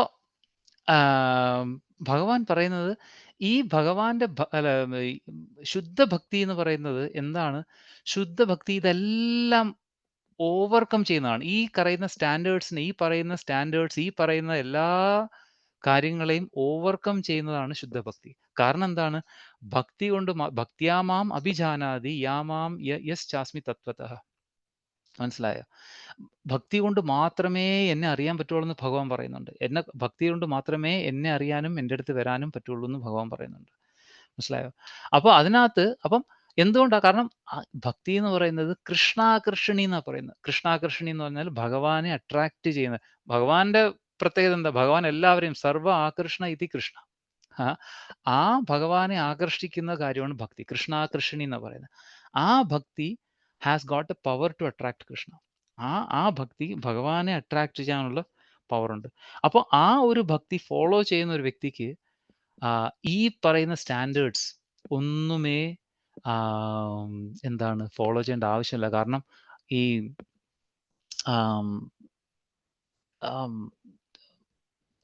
വരാഹ പുരാണത്തിൽ 2 കോട്ട്സ് പറയുന്നുണ്ട്. 2 കോട്ട്സ്. ഒന്നെന്ന് പറയുന്നത് വരാഹപുരാണത്തിൽ പറയുന്നത് പറഞ്ഞാൽ എപ്പോഴാണോ ഒരു ഭക്തൻ ഇവിടെ നമ്മൾ പറയുന്നത് യോഗിയെക്കുറിച്ചല്ല, ജ്ഞാനിയെക്കുറിച്ചല്ല, കർമ്മിയെക്കുറിച്ചല്ല. ഇവിടെ പെർഫെക്റ്റ്ലി ഭക്തനെ കുറിച്ചാണ് പറയുന്നത്. ഒരു പ്യുവർ ഡിവോട്ടി, നിർമ്മല ഭക്തനെ കുറിച്ചാണ് പറയുന്നത്. എപ്പോഴാണോ ഒരു ഭക്തൻ തൻ്റെ ശരീരം എപ്പോഴും വെടിഞ്ഞാലും, ഇനി ഏത് പാതിരാത്രിയാണോ രാവിലെയാണോ വൈകുന്നേരം ഡസൻറ്റ് മാറ്റർ, എപ്പോഴാണോ തൻ്റെ ശരീരം വെടിയുന്നത് ആ സമയത്ത് ഭഗവാൻ എന്താണ്, ഹീ ലൂസസ് ഹിസ് പേഷ്യൻസ്. ഭഗവാൻ തൻ്റെ പേഷ്യൻസ് ലൂസ് ചെയ്യുന്ന പറയുന്നത്. ഇത് എക്സാക്ട്ലി ലൈക്ക് ഈ വരാഹപുരാണത്തിൽ പറയുന്നതാണ്. ഈ മറ്റുള്ള ഡീറ്റീസിൻ്റെയൊക്കെ സ്ഥലത്ത് പോയി ബ്രഹ്മലോകത്തൊക്കെ പോയി അവിടെ നിന്ന് പോകാനുള്ള ഒരു പേഷ്യൻസില്ല. ഭഗവാൻ ഗരുഡനിൽ വന്ന് ഈ ഭക്തനെ കൊണ്ടുപോകുന്ന പറയുന്നത്. അതൊരു റെഫറൻസ്. ഇനി ഒരു റെഫറൻസ് പറയുന്നത്, സോറി, ഇപ്പം പറഞ്ഞത് ഗോപാലതാപനി ഉപനിഷത്തിലാണ്. സെക്കൻഡ് റെഫറൻസ് വരാഹപുരാണത്തിൽ പറയുന്നത് നമ്മൾ കേട്ടില്ലേ, ഏതാണ് ശ്ലോകം പറയുന്നത്, അന്തകാലേച്ച മാമേവ സ്മരൻ മുക്ത്വാ കളേവരം, അല്ലേ, യപ്രയാതി സ മദ്ഭാവം. എന്നെ എപ്പോഴാണോ ഒരു ഭക്തൻ ഓർക്കുന്നത് അപ്പോൾ ഞാൻ അവനെ ആ സമയം അയാൾ തിരിച്ചു വരും. എട്ടാമത്തെ ശ്ലോകത്തിൽ എട്ടാമത്തെ ചാപ്റ്ററിൽ പറയുന്ന ശ്ലോകമാണത്. ഇനി വരാഹപുരാണത്തിൽ പറയുന്നത് എന്തെങ്കിലും ഒരു റീസൺ കൊണ്ട്, ഇനി ഫോർ എനി റീസൺ ഈ ഭക്തന് ഭഗവാനെ ഓർക്കാൻ കഴിഞ്ഞില്ലെങ്കിലോ, അവിടെ പറയുന്നത് ഞാൻ അവനെ ഓർക്കും, ഞാൻ അദ്ദേഹത്തിനെ ഓർത്തിട്ട് ഞാൻ സ്വയമേ വന്ന് അവനെ കൊണ്ടുപോകുന്ന പറയുന്നത്. ഇതാണ് ഒരു ഡിവോട്ടിയുടെ പ്രിവിലേജ്. അതാണ് പ്രഭുപാദ് പറയുന്നത്, forget about all this things, അല്ലേ, എല്ലാം വിടുക. സർവധർമാൻ പരിത്യജ്യ എന്ന് ഭഗവാൻ പറയുന്നു. പ്രഭുപാദ് അത് ആദ്യം മുതലേ പറയുന്നു. പ്രഭുപാദ് 6th ചാപ്റ്ററിൽ നമ്മൾ ധ്യാനയോഗത്തിൽ കംപ്ലീറ്റ് പ്രഭുപാദ് എല്ലാ പർപ്പട്ടിലും പ്രഭുപാദ് അവസാനത്തും quoting this does not apply to devotees. Devotees are always above these rules and regulations. ആ ധ്യാനയോഗത്തിൽ ഭഗവാൻ പറയുന്ന ഓരോ എന്താണ്, നേരെ ഇരിക്കണം, മൂക്കിൻ്റെ അറ്റത്ത് നോക്കണം, ശ്വാസം കണ്ടു, ഇതൊന്നും പ്രഭുപാദ് എപ്പോഴും ആദ്യം മുതലേ പറയും this doesn't applies to devotees. ഭഗവാൻ 18ാമത്തെ ചാപ്റ്ററിൽ പറയുന്നത് പ്രഭുപാദ് ആദ്യം മുതലേ പറഞ്ഞു വരും. അപ്പോൾ കാരണം ദിസ് ഇസ് ദ ഗ്യാരണ്ടി. ഭഗവാൻ 12ാമത്തെ ശ്ലോകത്തിൽ അധ്യായത്തിൽ പറഞ്ഞു, തേഷാം അഹം സമുദ്ധർത്ത മൃത്യു സംസാര സാഗരാത് ഭവാമിന ചിരത്പാർത്ത മൈ ആവേശിത ചേതസ. തേഷാം അഹം സമുദ്ധർത്ത, ഞാൻ അവനെ സമുദ്ധർത്ത എന്ന് പറഞ്ഞാൽ ഈ ഉദ്ധരിക്കും എന്ന് പറയുന്നത്, അതിനെ എണ്ണിപ്പിക്കുന്ന, അല്ലെങ്കിൽ എന്താ പറയുന്നത്, രക്ഷിക്കും എന്ന് പറയുന്നത്, അല്ലെ. ഒരു ഫേമസ് പിക്ചർ ഉണ്ടാവും, ആരെങ്കിലും കണ്ടിട്ടുണ്ടാവോ, ഒരാൾ ഒരു കടലിൽ ഇങ്ങനെ മുങ്ങി താഴ്ന്നു പോകുമ്പോഴത്തേന് ഭഗവാൻ ഗരുഡനിൽ വന്നിട്ട് ഇങ്ങനെ കൈ കൊടുത്ത് ഇങ്ങനെ പൊക്കിയെടുത്തുകൊണ്ട് പോകുന്ന ഒരു പിക്ചർ ഉണ്ട്, വളരെ ഫേമസ് പിക്ചറാണ്. അതാണ് അത്. അതിലാണ് അത്. ഈ ശ്ലോകത്തിന്റെ ഒരു പിക്ചറൈസേഷൻ ആണ്. ഭഗവാൻ പറയും തേഷാം അഹം സമുദ്ധർത്ത, വളരെ അഷ്യൂറിംഗ് ആയിട്ടുള്ളൊരു ശ്ലോകമാണ്, അല്ലെ. അങ്ങനെ ഞാൻ ഭക്തനെ ഏത് കണ്ടീഷനിലാണെങ്കിലും, ഡസൻറ്റ് മാറ്റർ, ഏത് കണ്ടീഷനിലാണെങ്കിലും ഞാൻ അയാളെ തിരിച്ചു കൊണ്ടുപോകുന്ന പറയുന്നത്. ആ ഒരു ഉറപ്പ് ഭഗവാൻ കൊടുക്കുന്നുണ്ട്, അല്ലെ. ആ ഒരു ഉറപ്പാണ് ഈ ഭക്തിയുടെ പവർ എന്ന് പറയുന്നത്. കാരണം ഒരുപാട് സ്ഥലത്ത് ഭഗവാൻ നമുക്ക് അഷ്യൂർ ചെയ്യുന്നുണ്ട്. ലൈക്ക് ഫോർ എക്സാമ്പിൾ, ഈ ഒരു ശ്ലോകം തന്നെ ഭഗവത്ഗീതയിൽ 2 പ്രാവശ്യം റിപ്പീറ്റ് ചെയ്യുന്നുണ്ട്. ഒന്നെന്ന് പറഞ്ഞാൽ മന്മനാമ ഭവ ഭക്തോ മദ്യാജീമാം നമസ്കുരു മാമീ വൈശ്യസി യുക്തേവം ആത്മാനം മത്പരായണ. അത് 9th ചാപ്റ്ററിലാണ്. 18th ചാപ്റ്ററിലാണ് മന്മനാഭവ മദ്ഭക്ത മദ്യാജീമാം നമസ്കുരു മാമൈ വൈശ്യസി സത്യം തേ പ്രതിജാനി പ്രയോസിമേ. ആദ്യത്തിൽ ഭഗവാൻ കുറച്ച് കണ്ടീഷൻസ് വെക്കുന്നുണ്ട്. എന്നെ ഓർക്കുക, ഇതെല്ലാം ചെയ്യുന്നുണ്ട്. മാമൈ വൈശ്യ യുക്തൈവം ആത്മാനം മത്പരായണ. നീ നിന്റെ യുക്തൈവം, നിന്റെ ഇതിൽ കൊണ്ട്, നിന്റെ പ്രവൃത്തി കൊണ്ട് നീ, അല്ലെങ്കിൽ നിന്റെ എഫേർട്ട് കൊണ്ട് നീ എന്നെ ഓർക്കുകയും, മന്മനാഭവ മദ്ഭക്തോ മദ്യാജീമാം നമസ്കുരു, എന്നെ വർഷിപ്പ് ചെയ്യുക, എന്നെ നമസ്കരിക്കുക, ഇതെല്ലാം ചെയ്തു കഴിഞ്ഞാൽ എന്ത് പറ്റും, നീ എൻ്റെ അടുത്തേക്ക് തിരിച്ചു വരും. പക്ഷെ 18th ചാപ്റ്റർ ആകുമ്പോൾ ഭഗവാന്റെ മൂഡ് കംപ്ലീറ്റ് മാറി. അപ്പോഴത്തേന് ഭഗവാൻ സർവധർമാൻ പരിത്യജ്യ മൂഡിലേക്ക് ഭഗവാൻ എത്തിക്കഴിഞ്ഞു. അപ്പോഴത്തേന് പറഞ്ഞു സത്യം തേ പ്രതിജാനെ പ്രിയോസിമേ, ഞാൻ സത്യം ചെയ്യാണ് അർജുന, നീ എൻ്റെ അടുത്ത് തിരിച്ചു വരും. അപ്പോഴും കണ്ടീഷൻസ് എല്ലാം കംപ്ലീറ്റ് മാറി. മനസ്സിലായോ? അപ്പോൾ ഭഗവാൻ പറയും ഞാൻ സത്യം തേ പ്രതിജാനെ പ്രിയോസിം, നീ എൻ്റെ പ്രിയനായതുകൊണ്ട്, നീ എൻ്റെ ഭക്തനായതുകൊണ്ട് നീ എൻ്റെ അടുത്ത് തിരിച്ചു വരും അർജുന, 100% ഉറപ്പാണ് എന്ന് ഭഗവാൻ കണ്ടീഷൻസ് മാറ്റുകയാണ്. ഇതാണ് കൃഷ്ണി എന്ന് പറയുന്നത്. ഇതാണ് ഒരു ഭക്തന്റെ, അതാണ് ഡിവോട്ടീസ് എല്ലാം പറഞ്ഞില്ലേ, ഭക്തൻ ഭഗവാനുമായിട്ട് അടുക്കുന്നതാണ് യോഗം. ഭഗവാനുമായിട്ട് അടുത്തു കഴിഞ്ഞാൽ ഒരു ലെക്ചറിൽ ഹിസ് ഹോൾനെസ് രാധാഗോവിന്ദ് മഹാരാജ് പറഞ്ഞ് കൂട്ടുകൂടുകയാണെങ്കിൽ പ്രൈം മിനിസ്റ്ററുമായിട്ട് കൂട്ടുകൂടണം, അല്ലെങ്കിൽ പ്രസിഡന്റുമായിട്ട് കൂട്ടുകൂടണം, അല്ലെങ്കിൽ രാജാവുമായിട്ട് കൂട്ടുകൂടണം, അല്ലേ? പടയാളിയായിട്ടോ അല്ലെങ്കിൽ കൃഷിക്കാരനായിട്ടോ കൂട്ടുകൂടുന്നതുകൊണ്ട് കാര്യമില്ല. എന്തുകൊണ്ടാ? രാജാവുമായി കൂട്ടുകൂടി കഴിഞ്ഞാൽ ഈ രാജ്യത്തുള്ള എല്ലാ കാര്യങ്ങളും നിനക്ക് അവൈലബിൾ ആണ്. അതുപോലെ നമ്മൾ ഭക്തി ചെയ്യുന്നെങ്കിൽ സുപ്രീം പേഴ്സണാലിറ്റി ആയിട്ട് ഭക്തി ചെയ്യണം. കാരണം എന്താണ്? നമുക്ക് എന്തെല്ലാമാണോ അകാമോ സർവകാമോ വാ മോക്ഷകാമോ ഉദാഹൃതി, നമുക്കതൊന്നും വേണ്ട. നമുക്ക് ബേസിക്കലി എന്താ പറയണം, തിരിച്ചു പോകണം, അല്ലേ? നമുക്ക് ഈ സ്പെഷ്യലി ഭക്തന് ഭഗവാന് അകാമോ എല്ലാ കാമമോ എല്ലാ ഡിസയർസ് ഇല്ലാത്ത സ്ഥലവും ഈ എന്താണ്, കുലശേഖര ആൾവാർ ഒരു ശ്ലോകത്തിൽ പറയുന്നുണ്ട്, നാഹം വന്ദേ തവ ചരണയോർ ദ്വന്ദ്വമദ്വന്ദ്വ ഹേതോ കുംഭീപാകം ഗുരുമഭിഹരേ നാരകം നാപനേതും രമ്യാ രാമ മൃദുതനുലതാനന്ദനെ നാപിരന്തും ഭാവേ ഭാവേ ഹൃദയ ഭവനെ ഭാവയേയം ഭവന്തം. ബ്യൂട്ടിഫുൾ ശ്ലോകമാണ്. ഇതിൽ അദ്ദേഹം പറയുന്നത് നാഹം വന്ദേ തവ ചരണയോർ, നാഹം വന്ദേ തവ ചരണയോർ ദ്വന്ദ്വം അദ്വന്ദ്വ ഹേതു. പോയട്രി ബ്യൂട്ടിഫുൾ ആണ്. നാഹം വന്ദേ തവ ചരണയോർ ദ്വന്ദ്വം അദ്വന്ദ്വം. തവ ചരണദ്വന്ദ്വം എന്ന് പറഞ്ഞാൽ ഭഗവാന്റെ ചരണ പദങ്ങൾ, 2 pairs ഓഫ് ലെഗ്സ്, ഭഗവാന്റെ ദ്വന്ദ്വങ്ങളാകുന്ന 2 പാദങ്ങളെ ഞാൻ പിടിക്കുന്നു. എന്തിനു വേണ്ടിയിട്ടല്ല?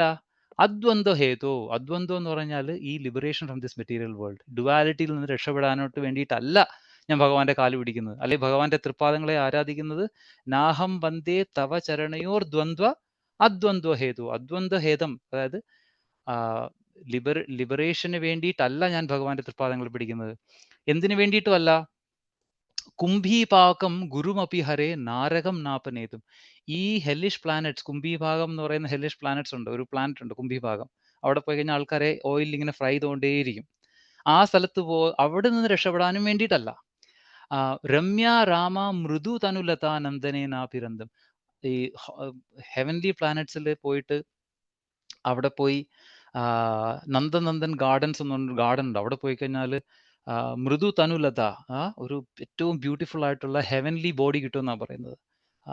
ആ തരത്തിലുള്ള ബോഡി കിട്ടിക്കഴിഞ്ഞാൽ അവിടുത്തെ അൺലിമിറ്റഡ് പ്ലഷേഴ്സും അൺലിമിറ്റഡ് സന്തോഷവും ഇന്ദ്രിയ സുഖങ്ങളും ആസ്വദിക്കാനല്ല ഞാൻ ഭഗവാന്റെ തൃപ്പാദങ്ങളെ പറഞ്ഞത്. എന്തിനാണ്?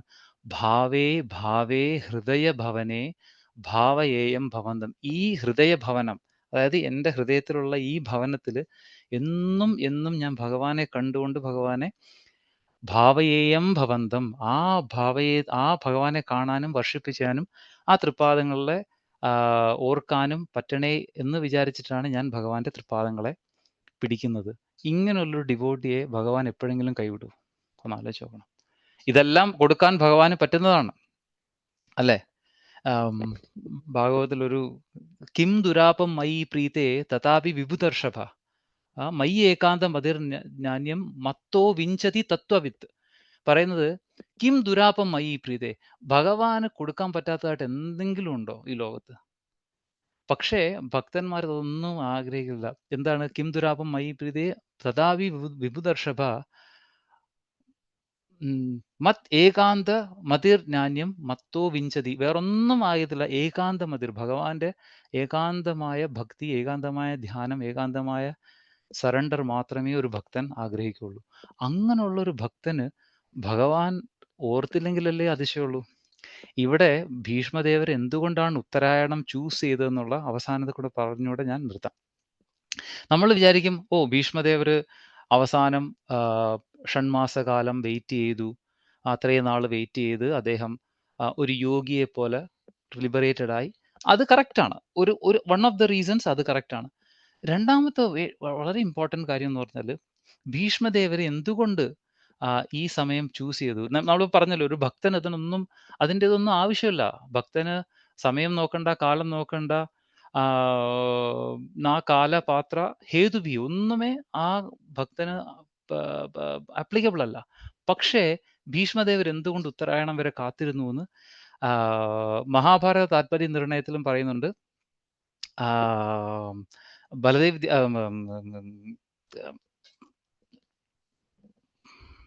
ഫൊഗോട്ട് വേറൊരു ആചാര്യൻ പറയുന്നുണ്ട്.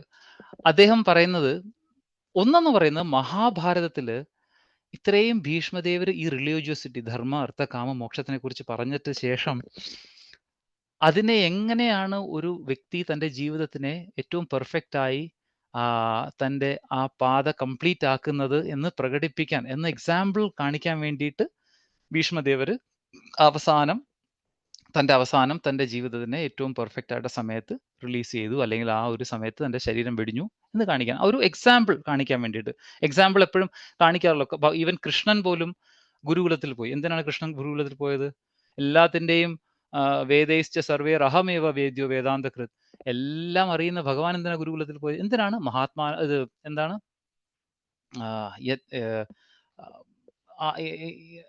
യദ്യത് ആചരതി ശ്രേഷ്ഠ തത്തത് ഏവേത രോചന.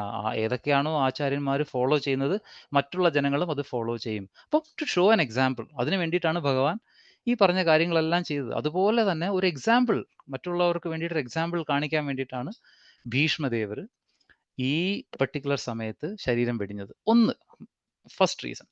സെക്കൻഡ് റീസൺ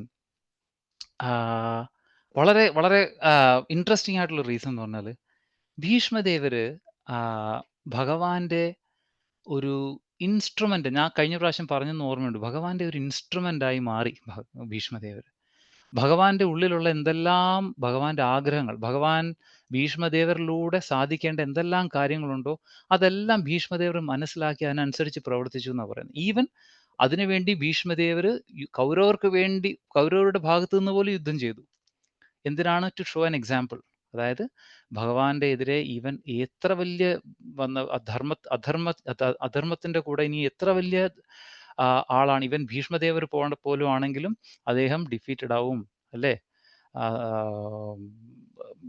ഭക്തന്മാരെ സംരക്ഷിക്കാനും അധർമ്മികളെ കൊല്ലുന്നതുമാണ് എൻ്റെ ലക്ഷ്യമെന്ന് ഭഗവാൻ പറഞ്ഞ് അത് എസ്റ്റാബ്ലിഷ് ചെയ്യാൻ വേണ്ടി ഭീഷ്മദേവർ ഭഗവാന്റെ ഒരു ഇൻസ്ട്രുമെൻ്റ് ആയി. രണ്ടാമത്തെ കാര്യം, ഭഗവാൻ ആഗ്രഹമുണ്ടായിരുന്നു യുധിഷ്ഠിരനെ ഭീഷ്മദേവർ തന്നെ ഉപദേശിക്കണം എന്ന്. ഭഗവാന് ഉറപ്പായിട്ട് ഉപദേശിക്കാൻ പറ്റുമായിരുന്നു, പക്ഷെ ഭീഷ്മദേവർ ആ സർവീസ് ചെയ്യണമെന്ന് ഭഗവാന് ഭയങ്കരമായിട്ടുള്ള ആഗ്രഹം ഉണ്ടായിരുന്നു. ഭഗവാന്റെ ആഗ്രഹം സാധിച്ചു കൊടുക്കാൻ വേണ്ടി ഭീഷ്മദേവർ 58 ദിവസം ഈ ശരശയ്യയിൽ കിടന്നു എന്ന് പറയുന്നത്. മഹാഭാരതത്തിൽ ഒരു പർട്ടിക്കുലർ സമയത്ത് പറയുന്നത് 8 പ്രാവശ്യം ഒരാൾ മരിക്കുന്നതിന്റെ വേദന ഭീഷ്മദേവർ അനുഭവിച്ചെന്നാണ് പറയുന്നത്. ഓരോ സെക്കൻഡും ഓരോ യുഗങ്ങളായിട്ടാണ് വേദന സഹിച്ചുകൊണ്ടിരുന്ന ഭീഷ്മദേവർ 58 ദിവസം. ഈ 58 ദിവസവും വെയിറ്റ് ചെയ്തത് ഈ പാണ്ഡവർ ജയിച്ച് വന്ന് അവർക്ക് ഉപദേശിക്കേണ്ട ഉത്തരവാദിത്വം അല്ലെങ്കിൽ ആ സർവീസ് ഞാൻ ഭഗവാന് വേണ്ടി ചെയ്യണം എന്നുള്ള ഭഗവാന്റെ ആഗ്രഹം മനസ്സിലാക്കിയിട്ട് ഭീഷ്മർ അതിനുവേണ്ടി വെയിറ്റ് ചെയ്തതാണെന്നാണ് പറയുന്നത്. അതായത് ഉത്തരായണമോ അല്ലെങ്കിൽ ഈ ഒരു പർട്ടിക്കുലർ സമയത്തിനോ വലിയ പ്രാധാന്യം ഭീഷ്മർ കൊടുത്തില്ലെന്നാണ് പറയുന്നത്. ഇറ്റ് ഹാപ്പൻഡ് സോ, ആ ഒരു സമയമായി, അപ്പോൾ ഇതൊക്കെ സംഭവിച്ചു എന്നാണ് പറയുന്നത്. അത് ഒന്നാമത്തെ കാര്യം നമ്മൾ പറഞ്ഞു, മഹാഭാരതത്തിന്റെ ആ ഒരു റിലീജിയോസിറ്റി, ആ ഒരു ധർമ്മത്തിന്റെ പാത എക്സാമ്പിൾ കാണിച്ചു കൊടുക്കാൻ വേണ്ടി ഒന്ന്. രണ്ടാമത്തെ കാര്യം, ഭഗവാന്റെ ഉള്ളിലുള്ള ഡിസയർസ് അത് നടപ്പിലാക്കാൻ വേണ്ടിയിട്ട് താൻ ഇത്രയും നാളും വെയിറ്റ് ചെയ്തു എന്ന് പറയുന്നത്. മൂന്നാമത്തെ വളരെ ഇമ്പോർട്ടൻറ്റ്, വളരെ ഇൻട്രസ്റ്റിംഗ് ആയിട്ടുള്ള കാര്യം, ഭീഷ്മദേവർ ഉത്തരായണ കാലം വരെ വെയിറ്റ് ചെയ്തു. എന്താണ് ഉത്തരായണം എന്ന് പറയുന്നത്? ഉത്തര അയന എന്ന് പറയുന്നത്, ഉത്തര എന്ന് പറഞ്ഞ ആരാണ്? ഉത്തര അർജുനന്റെ അല്ല അഭിമന്യുവിന്റെ ഭാര്യയല്ല ഉത്തര. ഉത്തരയുടെ ഉള്ളിലുള്ള കുട്ടി ആരായിരുന്നു? പരീക്ഷിത് മഹാരാജ്. പരീക്ഷിത് മഹാരാജിനെ രക്ഷിക്കാൻ വേണ്ടിയിട്ട് ഉത്തരയുടെ ഉള്ളിൽ കയറിയ വ്യക്തി ആരായിരുന്നു? ഭഗവാൻ. ഭഗവാൻ. ഉത്തര അയനം എന്ന് പറഞ്ഞു കഴിഞ്ഞാൽ ദ വൂംബ് ഓഫ് ഉത്തര എന്നാ പറയുന്നത്. One who took the shelter of Uttara. ഉത്തരയുടെ വൂമ്പില് കയറിയ ആളിനെയാണ് ഉത്തരായനം. അതായത് ഭഗവാന്റെ മറ്റൊരു പേരാണ് ഉത്തരായനൻ. ആ ഉത്തരായനനെ വെയിറ്റ് ചെയ്ത് കിടക്കുകയായിരുന്നു ഭീഷ്മർ എന്ന് പറയുന്നത്. അതാരാണ്? ഭഗവാൻ വരാൻ വേണ്ടി വെയിറ്റ് ചെയ്ത് അല്ലാതെ സൺമാസത്തിന് വേണ്ടിയിട്ടോ സൂര്യൻ നോർത്തിലേക്ക് പോകുന്നതോ അല്ലെങ്കിൽ ഈ പറഞ്ഞ ഒന്നുമല്ല. ഭീഷ്മദേവൻ അവസാനമായിട്ട് കാണേണ്ട ഒരു വ്യക്തി ഉണ്ടായിരുന്നു, അത് ഭഗവാനായിരുന്നു. ആ ഭഗവാൻ ഇനി നമുക്ക് ഈ 2 ശ്ലോകം കൂടെ കഴിഞ്ഞാൽ ഭഗവാനെ ഗ്ലോറിഫൈ ചെയ്യുന്നത് കാണാം. അപ്പം കൃത്യമായിട്ട് മനസ്സിലാവും എന്തായിരുന്നു ഭീഷ്മദേവർ അവസാനം. അവസാനത്തെ ശ്ലോകത്തിൽ പറയും, ഞാൻ എൻ്റെ മനസ്സും ശരീരവും എല്ലാം ഞാൻ ഇനി ഭഗവാനിലേക്ക് ഫോക്കസ് ചെയ്ത് ഇനി ഞാൻ ശാന്തമായിട്ട് തിരിച്ചു പോകട്ടെ എന്ന് പ്രാർത്ഥിച്ചിട്ടാണ് ഭീഷ്മദേവർ ശരീരം വെടിയുന്നത്. അപ്പം കൃത്യമായിട്ട് അറിയാം ആ ഒരു സമയം, അല്ലാതെ ഉത്തരായണത്തിന് വേണ്ടിയിട്ടല്ല, അല്ലെങ്കിൽ മറ്റതെല്ലാം കറക്റ്റാണ്, അതെല്ലാം സംഭവിച്ചു, എല്ലാ ആൻസേഴ്സും കറക്റ്റാണ്. പക്ഷേ പ്രൈമറി റീസൺ, ഏറ്റവും ഗുഹ്യമായിട്ടുള്ള, ഏറ്റവും സീക്രട്ട് ആയിട്ടുള്ള, ഏറ്റവും പ്രധാനമായിട്ടുള്ള റീസൺ ഉത്തരായനൻ എന്ന് പറയുന്ന ഭഗവാനെ കാണാനും ഭഗവാനിലേക്ക് കംപ്ലീറ്റ് ഫോക്കസ് ചെയ്ത് ഭഗവാനെ കണ്ടുകൊണ്ട് ആ കണ്ണടഞ്ഞ് അതുവഴി ഭഗവാനിലേക്ക് തിരിച്ചു പോകാനുമുള്ള അതീവമായ പ്രതീക്ഷയും ആകാംക്ഷയിലൂടെയാണ് ഭീഷ്മദേവരി 58 ദിവസം കഴിഞ്ഞുകൂടിയത്. അതുകൊണ്ടാണ് ഈ ശ്ലോകം വളരെ ഇമ്പോർട്ടൻ്റ് ആയിട്ടുള്ളത്. മാത്രമല്ല this is a stepping stone to the most important part അതിന് വേണ്ടിയിട്ട് ഉള്ളത്. Hare Krishna. I am so sorry, കുറച്ച് സമയം എടുത്തു, ബട്ട് എനിക്കറിയാവുന്ന കാര്യങ്ങൾ ഞാൻ ഷെയർ ചെയ്തേ ഉള്ളൂ. ഹരേ കൃഷ്ണ. ശ്രീല പ്രഭുപാദ് കി Thank you, Prabhu. ജയ്. Thank you Granthraj so much. Shrimad Hare Bhagavatam Krishna. കി ജയ്. Gaura Prema Jai, Jai, Hari Jai. ഓം. Hare Hare Bol. Thank you, Prabhu. Hare Krishna. Hare Krishna. Hare Hare Krishna Krishna Prabhuji. Thank you ലളിതമായിട്ട് പറഞ്ഞു. വളരെ ഹരേ നല്ല കൃഷ്ണ. ക്ലാസ് പ്രഭു. ഈ ഉത്തരായണത്തിനെ കുറിച്ച് പറഞ്ഞു തന്നെ വളരെ സന്തോഷം പ്രഭു. നമ്മൾ ഇതുവരെ മനസ്സിലാക്കിയ ഒരു ഉത്തരായനം എന്നാണ്. ഞാൻ ഇപ്പൊ ആലോചിച്ചുള്ളൂ, ഭീഷ്മർ ഒരു യോഗിയായിരുന്നോ ഉത്തരായണം വരെ കാത്തിരുന്ന് പോവാൻ എന്ന് ഞാൻ ഇങ്ങനെ മനസ്സിൽ ചിന്തിച്ചുകൊണ്ടിരിക്കുകയാണ്. അങ്ങനെയാണോ പ്രഭുവിനോട് ചോദിച്ചത്? ഭീഷ്മൻ ഭക്തനാണെന്നല്ല പറയണത്, പിന്നെ ഒരു യോഗിയെ പോലെ എന്തിനാണ് അങ്ങനെ കാത്തിരുന്ന് പോയത്? അങ്ങനെ ഒരു സംശയം എന്റെ മനസ്സിൽ ഇങ്ങനെ വന്നോണ്ടിരിക്കുന്നുണ്ടായിരുന്നു. പക്ഷെ പ്രഭു അതിന് അറിഞ്ഞുകൊണ്ട് ഒരു ഉത്തരം പറഞ്ഞു തന്നല്ലോ. Thank you Prabhu. Thank you so much. Hare Krishna. Hare Krishna. All glories to Srila Prabhupada. Hare Krishna. Krishna. Hare Hare Krishna Krishna, പ്രഭുജി. Prabhu. പ്രഭുജി, Hare Krishna. Hare Krishna. Hare Yeah, Krishna. class was wonderful. Prabhuji, I just want. ഹരേ കൃഷ്ണ.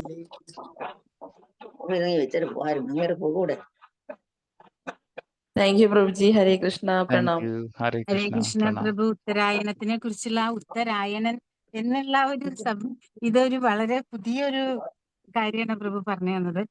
പിന്നെ നമ്മളിപ്പോ പറഞ്ഞില്ലേ ഭഗവാൻ കാത്തിരിക്കുന്നില്ല എന്ന് പറയുമ്പോൾ, പക്ഷെ മഹാഭാരതത്തിൽ എഴുതുന്നുണ്ടല്ലോ ഋഷികള് അരയന്നത്തിന്റെ രൂപത്തിൽ വന്നിട്ട് ഭീഷ്മര് കിടക്കുമ്പോ അവിടെ വരണ്ടെന്ന്. എന്നിട്ട് പറയുന്നുണ്ട് ഉത്തരായണം വരെ കാത്തിരിക്കണം, അപ്പൊ ഇപ്പൊ പോവാൻ പറ്റിയ സമയമല്ല എന്ന് പറഞ്ഞിട്ടാണ് അവർക്ക് പ്രോമിസ് കൊടുക്കണ്ടെന്ന്. എല്ലാവർക്കും പ്രോമിസ് കൊടുക്കുമല്ലോ, പ്രോമിസ് കൊടുക്കണ്ട അത്ര. ഇല്ല, ഞാനിപ്പോ ശരീരം ഉപേക്ഷിക്കില്ല, ആ സമയത്ത് ഞാൻ ശരീരം ഉപേക്ഷിക്കുള്ളൂ എന്ന് പറയുന്നുണ്ടെന്ന്. അതെ, അങ്ങനെ അതെ, പറയുന്നുണ്ട് അത്ര. അതെ, ഉണ്ട്, തീർച്ചയായിട്ടും ഉണ്ട്. പക്ഷെ അതെല്ലാം റീസൺ ആണെന്ന് പറയുന്ന മാതാജി. റീസൺ ആണ്. പക്ഷെ ഉത്തരായനം എന്ന് പറഞ്ഞതിന് ഭയങ്കര ഒരു ശരിക്കും ഉത്തരയുടെ ഗർഭത്തിൽ നിന്ന് വന്നതുകൊണ്ട് ഭഗവാൻ ഒരു മകന്റെ സ്ഥാനം കൂടെ ആയില്ലോ. ഹരേ അതെ, കൃഷ്ണ. അതെ, അതെ. അതെല്ലാം അത് ഭയങ്കര പറയുന്നത് നല്ലൊരു അതെല്ലാം നമ്മള് ബേസിക്കലി ഇതെല്ലാം നമുക്ക് ആചാര്യന്മാര് പറഞ്ഞു തരുമ്പോഴേ നമുക്കിത് അറിയുള്ളൂ. അതാണ് ഈ പറയുന്ന വിഷ്ണുദാസ് ചക്രവർത്തി ഠാക്കൂർ, അല്ലെങ്കിൽ മഹാഭാരത താല്പര്യ നിർണയം എന്ന് പറഞ്ഞ മാധവാചാര്യർ തന്നെ സ്വയം കമന്ററി കൊടുത്തിട്ടുണ്ട്. ഇതിനകത്താണ് നമുക്ക് ഇതുപോലുള്ള വളരെ ഇൻട്രിക്കറ്റ് ആയിട്ടുള്ള ഡീറ്റെയിൽസ് നമുക്ക് കിട്ടുന്നത്, അല്ലെ? ഇപ്പൊ നമ്മുടെ ആരാ ഈ പ്രഭു ആരാ കൊടുത്തേക്കണേ അതിന്റെ കമന്ററി? ഏതാണ് മഹാഭാരതത്തിന്റെ കമന്ററി ആരാ കൊടുക്കണ്ടേ? മാധവാചാര്യ. ഓ ശരി ശരി. ഹാ. അപ്പോൾ ഇങ്ങനത്തെ ഭാഗവതം, ശ്രീമദ് ഭഗവത്ഗീത, അങ്ങനെയുള്ള ഗ്രന്ഥങ്ങൾക്കെല്ലാം എല്ലാം നമ്മൾ കാണുന്നുണ്ടല്ലേ. മഹാഭാരതം വായിക്കുമ്പോൾ നമുക്കറിയാം ഇതെന്താ അതെ ബലി അതെ മഹാരാജ് അതെ എന്തുകൊണ്ട് അങ്ങനെ ചെയ്തു, അങ്ങനെ. അതെ പക്ഷെ എന്തുകൊണ്ടാണ് ഒരു കമന്ററി നമുക്ക് ആവശ്യം വരുന്നത്? ഒരു കമന്ററി എന്ന് കറക്റ്റ്. പറയുമ്പോൾ നമുക്ക് അതിനകത്ത് ഉള്ളിലുള്ള ഡീറ്റെയിൽസ്, ഫോർ എക്സാമ്പിൾ നമ്മൾ ക്രിക്കറ്റ് കാണുകയാണ്. ക്രിക്കറ്റ് കാണുമ്പോൾ നമ്മൾ ഒരു ബോൾ എറിഞ്ഞപ്പോഴത്തേനും ആ വിക്കറ്റ് വീണു അല്ലെങ്കിൽ ഔട്ടായി, നമ്മൾ കാണുകയാണ് ടി വിയിൽ. പിന്നെന്തിനാ ഒരാൾ കമന്ററി പറയുന്നത്? എങ്ങനെ ഔട്ടായി? അത് വിൻഡ് ഉണ്ട്, അല്ലെങ്കിൽ പിച്ച് ഡ്രൈ ആണ്, അല്ലെങ്കിൽ ആ കാര്യമുണ്ട്. ഇതൊക്കെ ഒരാൾ പറഞ്ഞു തരുമ്പോഴേ അതിൻ്റെ ഓക്കെ അതുകൊണ്ടാണ് ഔട്ട് ആയതല്ലേ. അപ്പോൾ എന്താണ് ഒരു കമന്ററി ഒരാൾ പറയുമ്പോൾ നമുക്ക് അതിനെക്കുറിച്ച് കൂടുതൽ ഇൻട്രിക്കേറ്റ് ആയിട്ടുള്ള കാര്യങ്ങൾ നമുക്ക് മനസ്സിലാവും. അതുകൊണ്ടാണ് ആചാര്യന്മാർ വളരെ നമ്മളെ ഭയങ്കര മെർസിഫുൾ ആണ്. അവര് ഇതെല്ലാം നമുക്ക് പറഞ്ഞു തരും. അപ്പോഴേ നമുക്ക് മനസ്സിലാവുള്ളൂ ശരിക്കും ഭീഷ്മദേവർ വെയിറ്റ് ചെയ്തത് പ്രോമിസ് ചെയ്തു, ഈ ഋഷിമാരുടെ പ്രോമിസ് ചെയ്തു. പക്ഷെ അദ്ദേഹത്തിന്റെ ഉള്ളിലുള്ള ആഗ്രഹം എന്തായിരുന്നു, അവസാനത്തെ ആ ബേസിക് റീസൺ എന്താണെന്ന് കൃത്യമായിട്ട് നമുക്ക് മനസ്സിലാവുള്ളൂ. അതേപോലെ ഹരേ പ്രഭു കൃഷ്ണ, നമ്മുടെ താങ്ക് യു. ഷൺമാസ ഉത്തരായണ അതൊക്കെ കേട്ടിട്ടില്ല, വായിച്ചിട്ടുണ്ടെങ്കിൽ ഇത്രയും ഡീറ്റെയിൽ ആയിട്ട് മനസ്സിലായില്ലായിരുന്നു പ്രഭു. പിന്നെ നമുക്ക് 6 ചക്രം അല്ല പ്രഭു, ശരിക്കും 7 ചക്രം ഉണ്ട്. 7 ചക്രമാണല്ലേ? ഓക്കെ. കൂടെ ചേർത്ത് 7 ചക്രാണ്. Thank you. എനിക്കത് വളരെ വ്യക്തമായിട്ട് അറിയില്ലായിരുന്നു. താങ്ക് യു അല്ല, സോ മച്ച്. ഹരേ കൃഷ്ണ. അതായത് എന്താണ് നമ്മുടെ മൂലാധാരം, മണിപൂരകം, സ്വാധിഷ്ഠാനം, മണിപൂരകം, അനാഹതം, വിശുദ്ധി, ആജ്ഞ, സഹസ്രാരം. സഹസ്രാരം. ഹരേ കൃഷ്ണ. പടിയാറും കടന്ന് അവിടെ ചെല്ലുമ്പോൾ ഭഗവാനെ കാണാന്നുള്ള ഇതില്ല. സഹസ്രാരത്തിൽ എത്തുമ്പോഴാണ് സഹസ്രാരം അതില് കൂട്ടില്ല. സഹസ്രാരം ചക്രല്ല, സഹസ്രാരം ആത്മാ ഏറ്റവും വലിയ. ഹരേ കൃഷ്ണ. അതെല്ലാം പറയുന്നു. പടിയാറും കടന്ന് അവിടെ ചെല്ലുമ്പോൾ ശിവനെ കാണാൻ ഭഗവാൻ അവിടെയാണ് സഹസ്രാരത്തില്. Okay. Hare Krishna. Thank you so much. Hare Krishna Prabhuji. Hare Krishna. Hare Krishna. Hare Krishna. Prabhuji, ഈ നിങ്ങൾ ഭവഭാവ എന്ന് പറഞ്ഞ ഒരു ശ്ലോക പറഞ്ഞല്ലേ, ലൈക്ക് വേറെ ഒന്നും ഡിസയർ ചെയ്യുന്നില്ല, ഭഗവാന്റെ ഭാവമാണ് വേണ്ടതെന്ന് പറഞ്ഞിട്ട്. I just want to get the reference. അത് മുകുന്ദമാല സ്തോത്രം. Mukundamala. What is the lyrics first line? നാഹം Vande tawa ചരണയോർ ദ്വന്ദ്വമദ്വന്ദ്വ ഹേതോഃ. നാഹം Vande tawa. നാഹം Vande tawa ചരണയോർ ദ്വന്ദ്വമദ്വന്ദ്വ ഹേതോഃ. Hari bol. Naham, Thank you so much. Naham. I will take it. I will take it from Mukundamala Sutra. Thank you so much and wonderful class. Beautiful. Hare Thank you so much. Hare Krishna. Hare Krishna. Hare Krishna. All right. ഹരേ കൃഷ്ണ പ്രഭു. പ്രഭു പറഞ്ഞ പ്രാരാബ്ധ കർമ്മങ്ങളുടെ ഒരു വാസന എന്ന് പറഞ്ഞല്ലോ, അത് നമുക്കതിനെ വീണ്ടും ചെയ്യാനുള്ള ഒരു പ്രേരണയാണോ? അതാണ് ചെയ്യാനുള്ള ഒരു ടെൻഡൻസി ആണോ ഉദ്ദേശിക്കുന്നത്? എക്സാക്ട്ലി. ആ വാസന സംസ്കാരമാണ് മാതാജി നമ്മൾ ക്യാരി ചെയ്യുന്നത്. ആ ക്യാരി ചെയ്യുന്ന വഴിച്ചാണ് ബോഡിയിലേക്ക് കൊണ്ടുപോകും അല്ലേ? എക്സാക്ട്ലി. അത് തന്നെയാണ്. അതാണ്. അതപ്പോ നമുക്ക് വീണ്ടും അത് ചെയ്യാനുള്ള ഒരു ടെൻഡൻസി, ഒരു പ്രേരണ ഉണ്ടാവും. അതനുസരിച്ചാണ്, അതാണ് നമ്മൾക്ക് അടുത്ത ലൈഫിലേക്ക് അങ്ങനെയാണ്. അതാണ് എക്സാക്ട്ലി. അത് തന്നെയാണ്. ഹരേ കൃഷ്ണ. ഹരേ കൃഷ്ണ. ഹരേ കൃഷ്ണ പ്രഭുജി. ദണ്ഡവത് പ്രണാം. പരിപൂർണ പ്രഭു, വളരെ മനോഹരമായ ഗംഭീര ക്ലാസ് ആയിരുന്നു. എല്ലാവരും പാർട്ടിസിപ്പേറ്റ് ചെയ്തു. വളരെ ഇൻഫർമേറ്റീവും വളരെ നന്നായിരുന്നു പ്രഭുജി. Thank U പ്രഭുജി. പ്രഭുവിന്റെ അസോസിയേഷൻ കിട്ടുന്നതിൽ വളരെ വളരെ സന്തോഷം Prabhuji. Thank you so much Prabhu. Hare Krishna. All glories to Srila Prabhupada and Gurudev. Krishna Prabhuji, സന്തോഷം കൊണ്ട് കരഞ്ഞു പോയി. ഹരേ കൃഷ്ണ. സന്തോഷം, ഈ ക്ലാസ് സന്തോഷം കൊണ്ട് കരഞ്ഞു പോകുന്ന എനിക്ക് അത്രയ്ക്ക് നല്ലൊരു ക്ലാസ് ആയിരുന്നു.